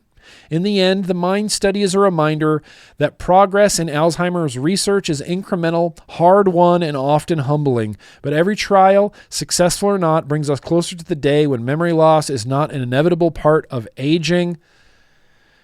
The MIND study. They tried the best that they could. They gathered all the right people. They had placebo. They had double blind. This was a randomized thing. And at the end of the day, The nicotine people performed slightly better than the placebo people, but not in any meaningful way. So you could suggest that someone with mild cognitive impairment pick up nicotine as a possible relief for this, but it's anecdotal. It's just a completely anecdotal thing. There's no science. Unfortunately, the study didn't pan out. But you know what? That's science, man. That's what do you say? You do a study, it doesn't work out, you go, okay, oh shit, I guess our hypothesis was wrong. Or maybe not wrong, but maybe incorrect in some ways. Maybe they'll do another study. Maybe they'll do a different study. Who knows? The truth could still be out there. It just wasn't found in this particular study. And you can tell again that these are people of science because that's the conclusion that they came to, was that this is inconclusive. That's how you can tell. Scientists have the ability to be real with themselves, real with the data. And if they're not doing that, you're not a scientist, man.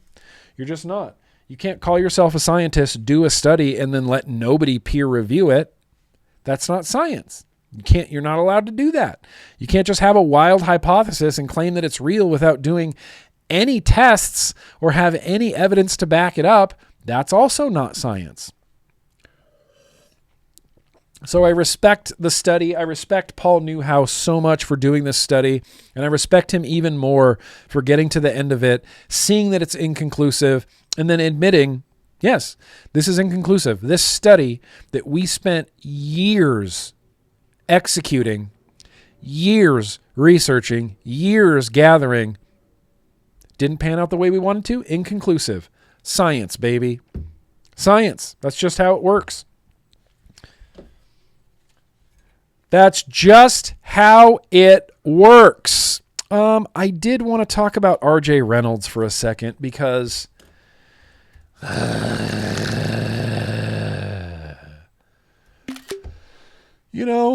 it's like our old friends in Big Tobacco are coming back just to try to kick us in the dick while we're down. I hate it. They've triggered a vape investigation.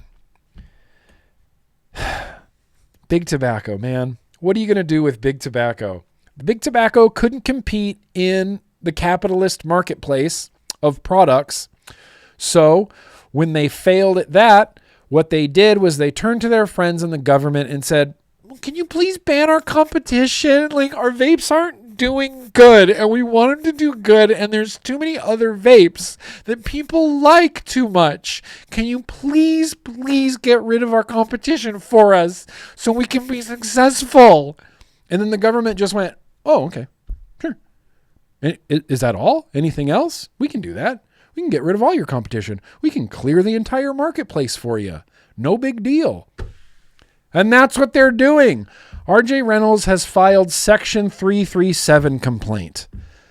Big Tobacco complaining, being little snowflakey little whiners because your vapes suck and nobody wants to use them, and you have to use your friends in the government to strong arm the industry into your favor. Okay, RJ Reynolds. RJ Reynolds has thrown e-cigarette manufacturers under the bus yet again by filing legal complaints that could have serious consequences for the vaping industry. The company behind the vaping brand Views, oh yeah, everybody, get out your views. Everybody in chat, get out your views. Get out our favorite vape product, the RJ Reynolds Views. They filed a complaint with the US ITC, which is the United States International Trade Commission. The US ITC is the United States International Trade Commission, on the 26th of February, 2026, triggering a now official investigation. What are the accusations? Are you ready for this? RJ Reynolds is accusing groups of Chinese e-cigarette manufacturers and their U.S. distributors of importing vaping products in ways that break both federal and state laws. RJ Reynolds a cigarette manufacturing company is being a narc, bro. This is RJ Reynolds is running to the teacher to tattletale on you. They're breaking the laws. They're breaking the laws. They can't do that. They can't do that. They're breaking the law. 16 companies have been named, including manufacturers all across China and distributors spread across multiple U.S. states. RJ Reynolds claims that these companies have been selling flavored products in states with active flavor bans. Isn't it great to have big tobacco just be an extension of FDA? Because they're such good friends, selling flavored products in states with active flavor bans. Could you imagine? Dodging state tobacco directory registration requirements? Yeah. Underpaying taxes? Taxes are theft anyway, RJ Reynolds. Violating the PACT Act, which governs how nicotine products can be sold and shipped in the U.S. All of these things are good. Vape products should be selling in states with active flavor bans. They should be dodging directory registration requirements. They should be underpaying taxes. They should be violating the PACT Act. They should be doing all of those things. If the investigation backs up those claims, RJ Reynolds wants either a blanket import ban on the products in question or targeted orders against the 16 named companies. And I'm only assuming that included in the 16 named companies are Voopoo, Vapepresso, Smock's definitely included in there. Soren's definitely included in there. Any pod manufacturer, what I already say, Voopoo? Voopoo's definitely included in that. Why should you care? If RJ Reynolds gets what it's after, a huge portion of the vape market could be wiped out almost overnight. A lot of brands you see in vape shops and convenience stores come from exactly the kind of manufacturer and supply chain this complaint is targeting. If you have a vape near you, check out where it was made. You'll most likely see cities in China like Guangdong or Shenzhen as credited for the makers of your device. Yep. That's right. Everything except the Hexome,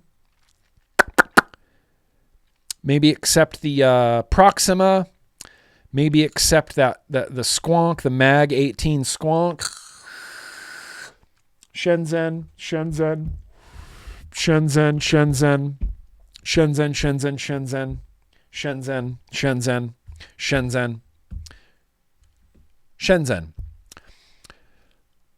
RJ Reynolds is not doing this out of concerns for public health. Yes. Oh, let's just put this on the screen as well, Stephen L. This is just good advice to have out here. I'm going to put this above here. Yes. RJ Reynolds is not doing this out of concern for public health. They're one of the biggest players in the vaping space. And by removing their competitors, they can help make themselves a larger share of that market. Yeah, that's what they're doing. It doesn't take a genius to see who benefits from a ruling like this, and it's certainly not the independent side of the vapor industry. Certainly not.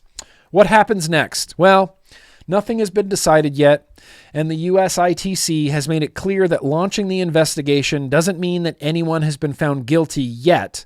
They still need to go through the official hearing procedures first, and a date has not been yet set as of this time of writing. But in the worst case scenario, and if an import ban is issued, it takes effect immediately unless the US trade representative overrules it within 60 days.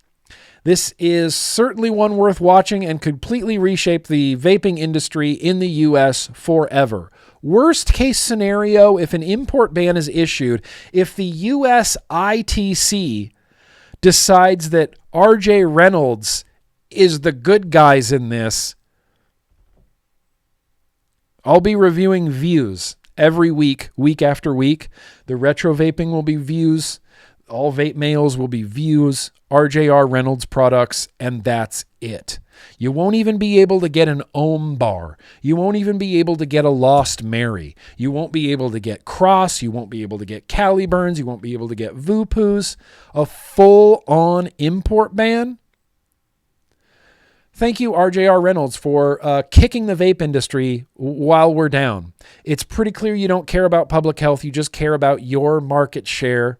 And it sucks that you were so late to the party that you weren't able to get any meaningful products out that consumers actually wanted to use. I'm sorry, RJR Reynolds, that nobody wants to use your shitty vapes, but using the government to clear the market for you, sorry, I'm apologizing in advance to Mini Face Meat. That's some pussy shit. Sorry, RJR Reynolds, but that's some straight up pussy shit. No way around it. So fuck them. Yeah, fuck them. Fuck the FDA. Fuck the ITC if they approve this and they go after this. But this is launched. There's an investigation open now. It has launched the investigation into these 23 Chinese companies because RJ Reynolds, Big Tobacco, was losing too much market share. I didn't realize that's the way capitalism worked. I thought it was based on, consumer choice. If consumers want double cheeseburgers, I'm going to start making double cheeseburgers to satisfy the consumer. And then this guy over here is also going to start making double cheeseburgers. And then the consumer gets to decide which double cheeseburgers they're going to eat based on lots of things, cost and value. Consumer gets to decide. In vaping, that's not the way it works. The biggest of the big tobacco companies get to use the federal government to clear the market from their competitors. You don't hate capitalism, you hate cronyism. And I hate RJ Reynolds. Hate. And I don't use that word. There's nothing else I hate, actually. Not much. Animal abusers, fucking hate them into the ground. And big tobacco. It's like, that's it. Those are the two. Yeah. Oh, I mean, and anyone in the Trumpstein files. Anyone in the Trumpstein files. There we go. Fuck big tobacco. It kind of makes them a monopoly. RJ Reynolds is essentially asking the federal government for a monopoly for big tobacco in the vape space. You got to understand that these companies like Altria and Reynolds and Philip Morris, they're used to being the biggest companies in the country. They're not used to losing market share to just scrappy independent vapors, Just independent mom and pop vape shops were taking too much market share away from big tobacco, and they just went, well, we're not used to this. We are the biggest of the biggest big tobacco companies in the world. Nobody takes away our market share. Till, Betty's Vapes fucking opens up in Saginaw, Michigan, and starts serving the local community of nicotine enthusiasts. But the government's going to protect the rich and powerful to make sure that the rich and powerful stay the rich and powerful. And it doesn't matter if it's health or anything else. Neil, you kind of make an excellent point that the Views is made in China. The Views is made in Shenzhen, China. I'd like to see I was optimistic at the very beginning of vaping when I was thinking, oh man, these two big tobacco companies are going down. So many people are going to switch to this. Big tobacco is just going to be destroyed. And that's all I wanted, was big tobacco to be annihilated. And then they're like, oh, well, we're going to make some shitty vapes too. I'm like, okay, sure, pivot, make vapes, but compete. Release a vape, big tobacco, release a vape and make a better vape than the vape that I'm vaping. That's capitalism. Big tobacco making a shitty vape, not having it be able to compete in the marketplace, and then using their friends in the federal government to clear their competition from the market so that their shitty vape is the only option, that's called cronyism. Tale as old as time. But yeah, so F them, F FDA, RJ Reynolds kicking us while we're down, and they've officially triggered an investigation into all Chinese vape imports. Thanks, Big Tobacco. Thank you so much. I'm sure you'll sleep well knowing that Aunt Diane can't get her cross pods anymore.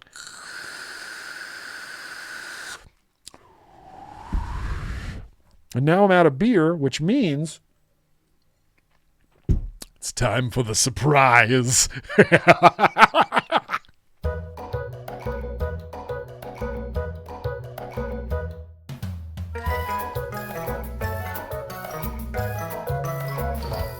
Yeah, exactly. We should all just be driving Model Ts around. No, could you imagine no any innovation in any other areas because one company wanted the entire market share? Could you imagine the federal government clearing all cars off of the market so that Ford could have a monopoly in the United States, and we're only allowed to drive Ford cars and Ford trucks? And if you have a Mitsubishi, it's like, that's banned. You can't have a Toyota. That's banned. There's an import ban on those. You have to drive a Ford. You have to drive a Ford. Okay. Cronyism. What are we, 2 hours in? Dude, we're doing good. Not a second beer, but I'm going to... Oh, I should have left this in the fridge. It's okay. It's been sitting on my desk. This is the weirdest thing I've ever bought. This is the weirdest thing I've ever bought. Not a second beer, but I don't even know how to introduce this or explain it. Look at this. What even is this? I love that this can exist because this existing is only good for vaping. We can point to this and go, oh, look, you sell Eggo branded alcohol. This is 40 proof alcohol. This is 20% alcohol. Waffles and syrup, cream liqueur, sippin' cream, brunch in a jar. We're doing shots. We're doing shots, man. Hell yeah, dude. The fact that this even exists gives me hope that this can exist legally on the market. What do you think looks more geared towards youth? You know, which one? The Eggo 40 proof brunch in a jar, hard alcohol cream liqueur, or cinnamon cream? I don't know about you, but cinnamon cream seems like it's directed towards adults, while the Eggo brunch in a jar definitely seems like it's being marketed to kids. That is, Steve-O, absolutely appealing to kids.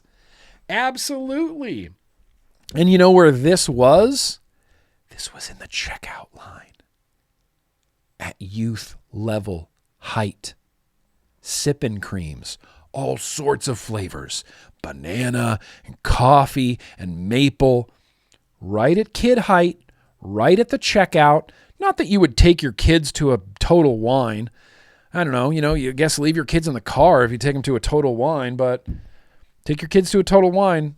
They're going to have this implanted subconsciously in their brain, and they're going to seek it out, and they're going to become freaking sipping cream, Eggo brunch in a jar fiends. But I'm dying to try this.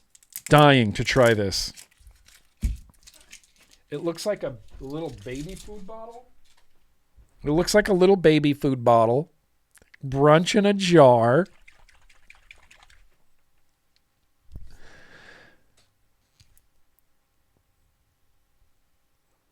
Oh, okay. I thought there was going to be a little pop of some sort. There's not. Dude, this just smells like candy. Parents definitely take their kids to Total Wine in the Midwest. Dude, pick up some Eggos for your kids. Pick up some of these. 40 proof. And it's a sippin' cream, okay? It's not a shoot it cream. We're not doing shots, Lil John. We're sipping. cream. Chungo my ego. You said chuggo, and I read it as chungo, and I don't know why that was so funny. Cheers! Who was that? Earn! Earn! Gift and subs, Earn. Here, this chuggo's for you. Cheers.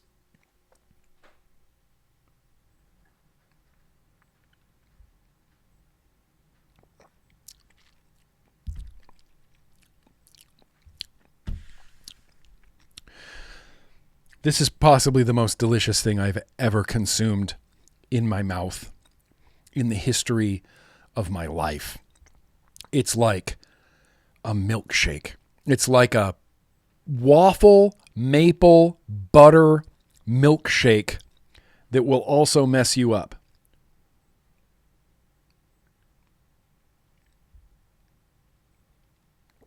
I can't believe that. It's like drinking frosting. That's wild. That is so insanely sweet. Sweet. So insanely sweet. According to the Surgeon General, women should not drink alcoholic beverages during pregnancy because of the risk of birth defects. Consumption of alcoholic beverages impairs your ability to drive a car or operate machinery and may cause health problems. Can't put any of that on a bottle of vape liquid.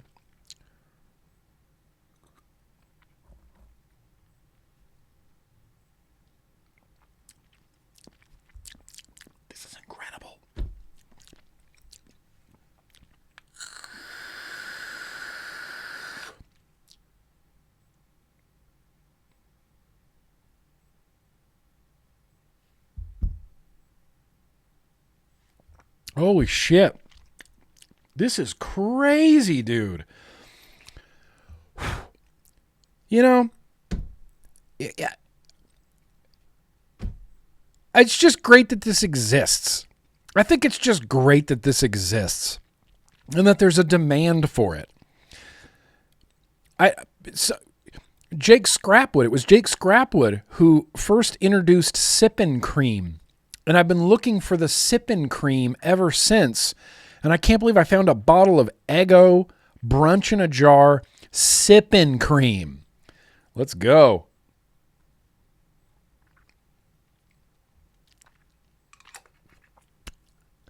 Sippin' Cream. Sippin' Cream.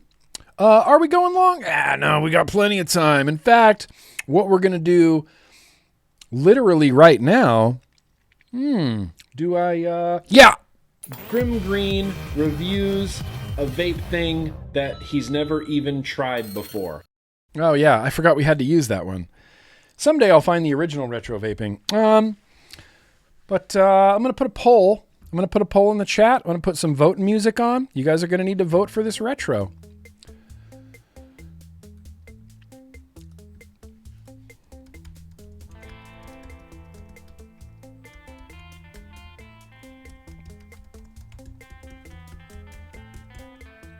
We're going to do oligarch mode, but it's cheap.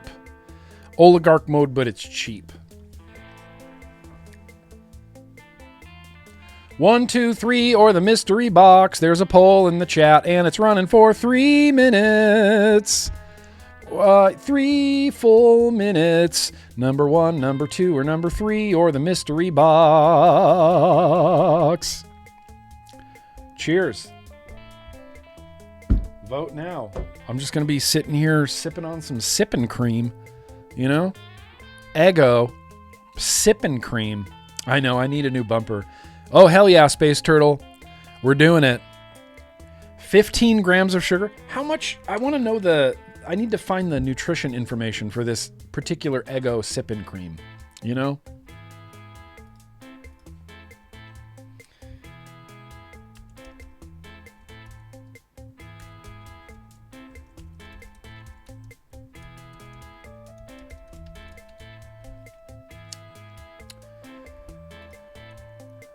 Let's see.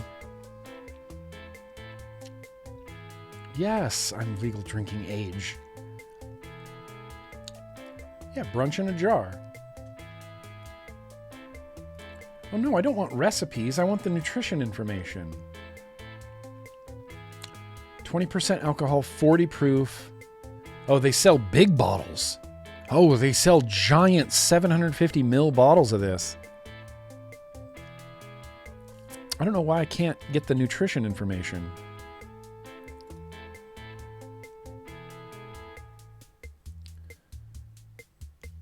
That's not the nutrition information. Untapped? Does Untapped have it? No. Of course not. I can't get the information from this. Instacart? Maybe Instacart has the information? Nah. I can't get the... It's got to be a shit ton of sugar. Shit ton of sugar in there. I'd like to know. It's probably like drinking an actual milkshake. It's probably like drinking an actual milkshake's worth of sugar and just butter fat. Number 1 is gonna beat the mystery box possibly. You guys, you always go for the mystery box. You're too predictable. 2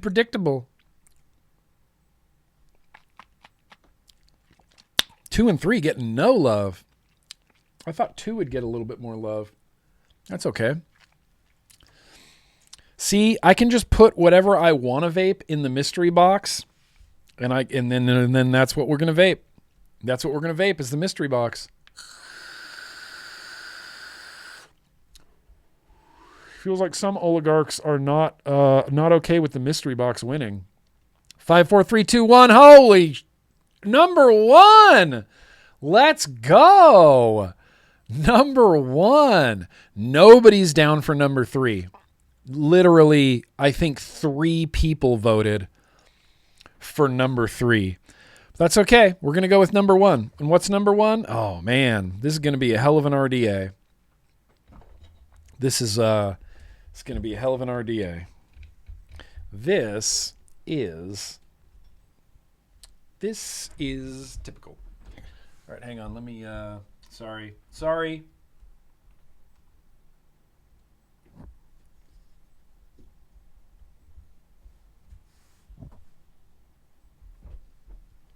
Hey. Oh, man. Hang on, Dangle Clack. That's because we were playing Zelda yesterday.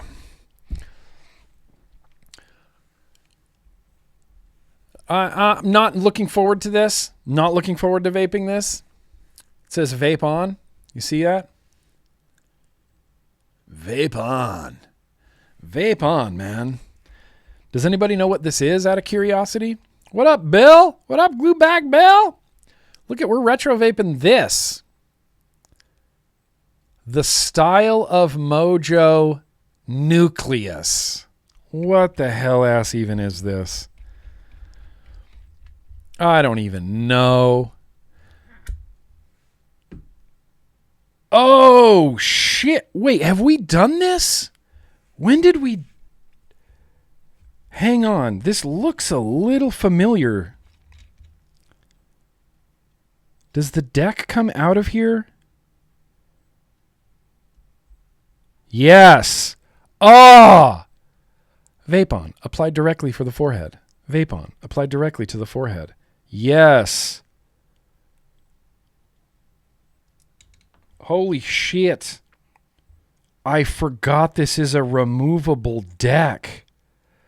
Oh, no. So, all right. So, team Roundwire for sure. Roundwire for sure. Look at this. It has a removable deck, and the screws come in from the top and bottom. It sits on a little post. What is even happening? How am I going to glow these? Am I going to have to... I'm going to have to, like, Anthony Ramella my head up. I'm going to have to Anthony Ramella my head up. Hang on. Let's switch the mood here. Make it feel like it's Tuesday all over again. And the tiniest screws. Okay, so this definitely has to be round wire. Definitely has to be a round wire. We have not done this. Oh, I don't know why it seems familiar to me. Maybe I I don't know, maybe I was looking at this before. I don't recall ever. Yeah, this is gonna have to be round wire. And it's positive negative, right? So it has to be vertical coils, right? Right? It can't go side to side, side to side. Is it velocity style? Yeah, it has to be velocity style. Okay, so it doesn't have to be vertical coils. I'm an idiot. It just has to be velocity style.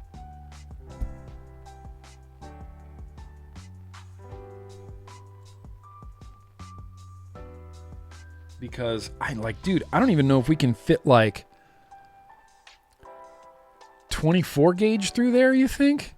Those holes are microscopic. Microscopically holes. You know, I don't know when this RDA came out. Style of Mojo Nucleus?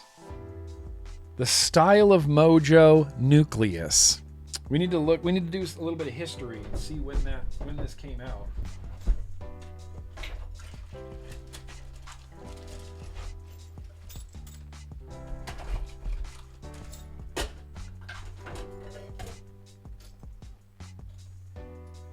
And I feel like these are gonna have to be small coils. I think like a 2mm is gonna have to work.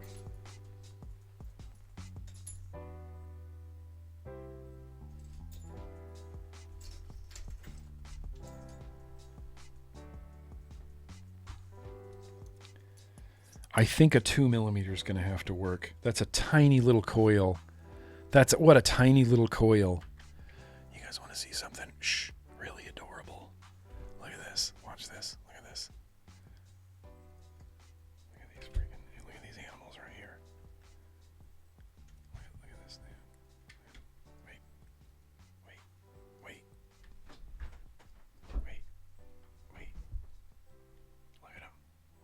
Look at him sleeping.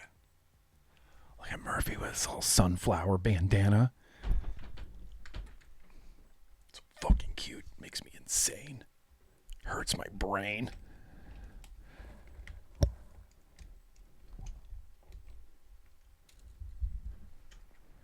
Okay. What?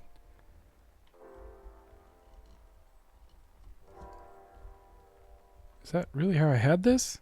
That doesn't seem right. What the hell?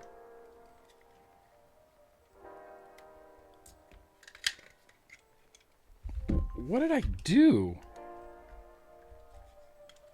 Oh shit. Sorry, hang on. I was just having some dangle clacks, you know? You know how sometimes those appear? Okay, that should be the correct way.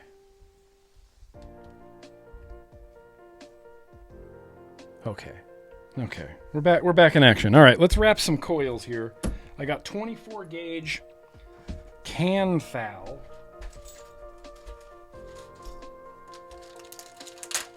And we're going to wrap a 2mm. We're going to wrap a 2mm 24 gauge. Dual coil 2mm 24 gauge wires. Ern loves round wire. If you guys have any round wire questions, you can ask Ern. He loves it. And he's really good at building round wire coils. Ask him what his favorite round wire builds are.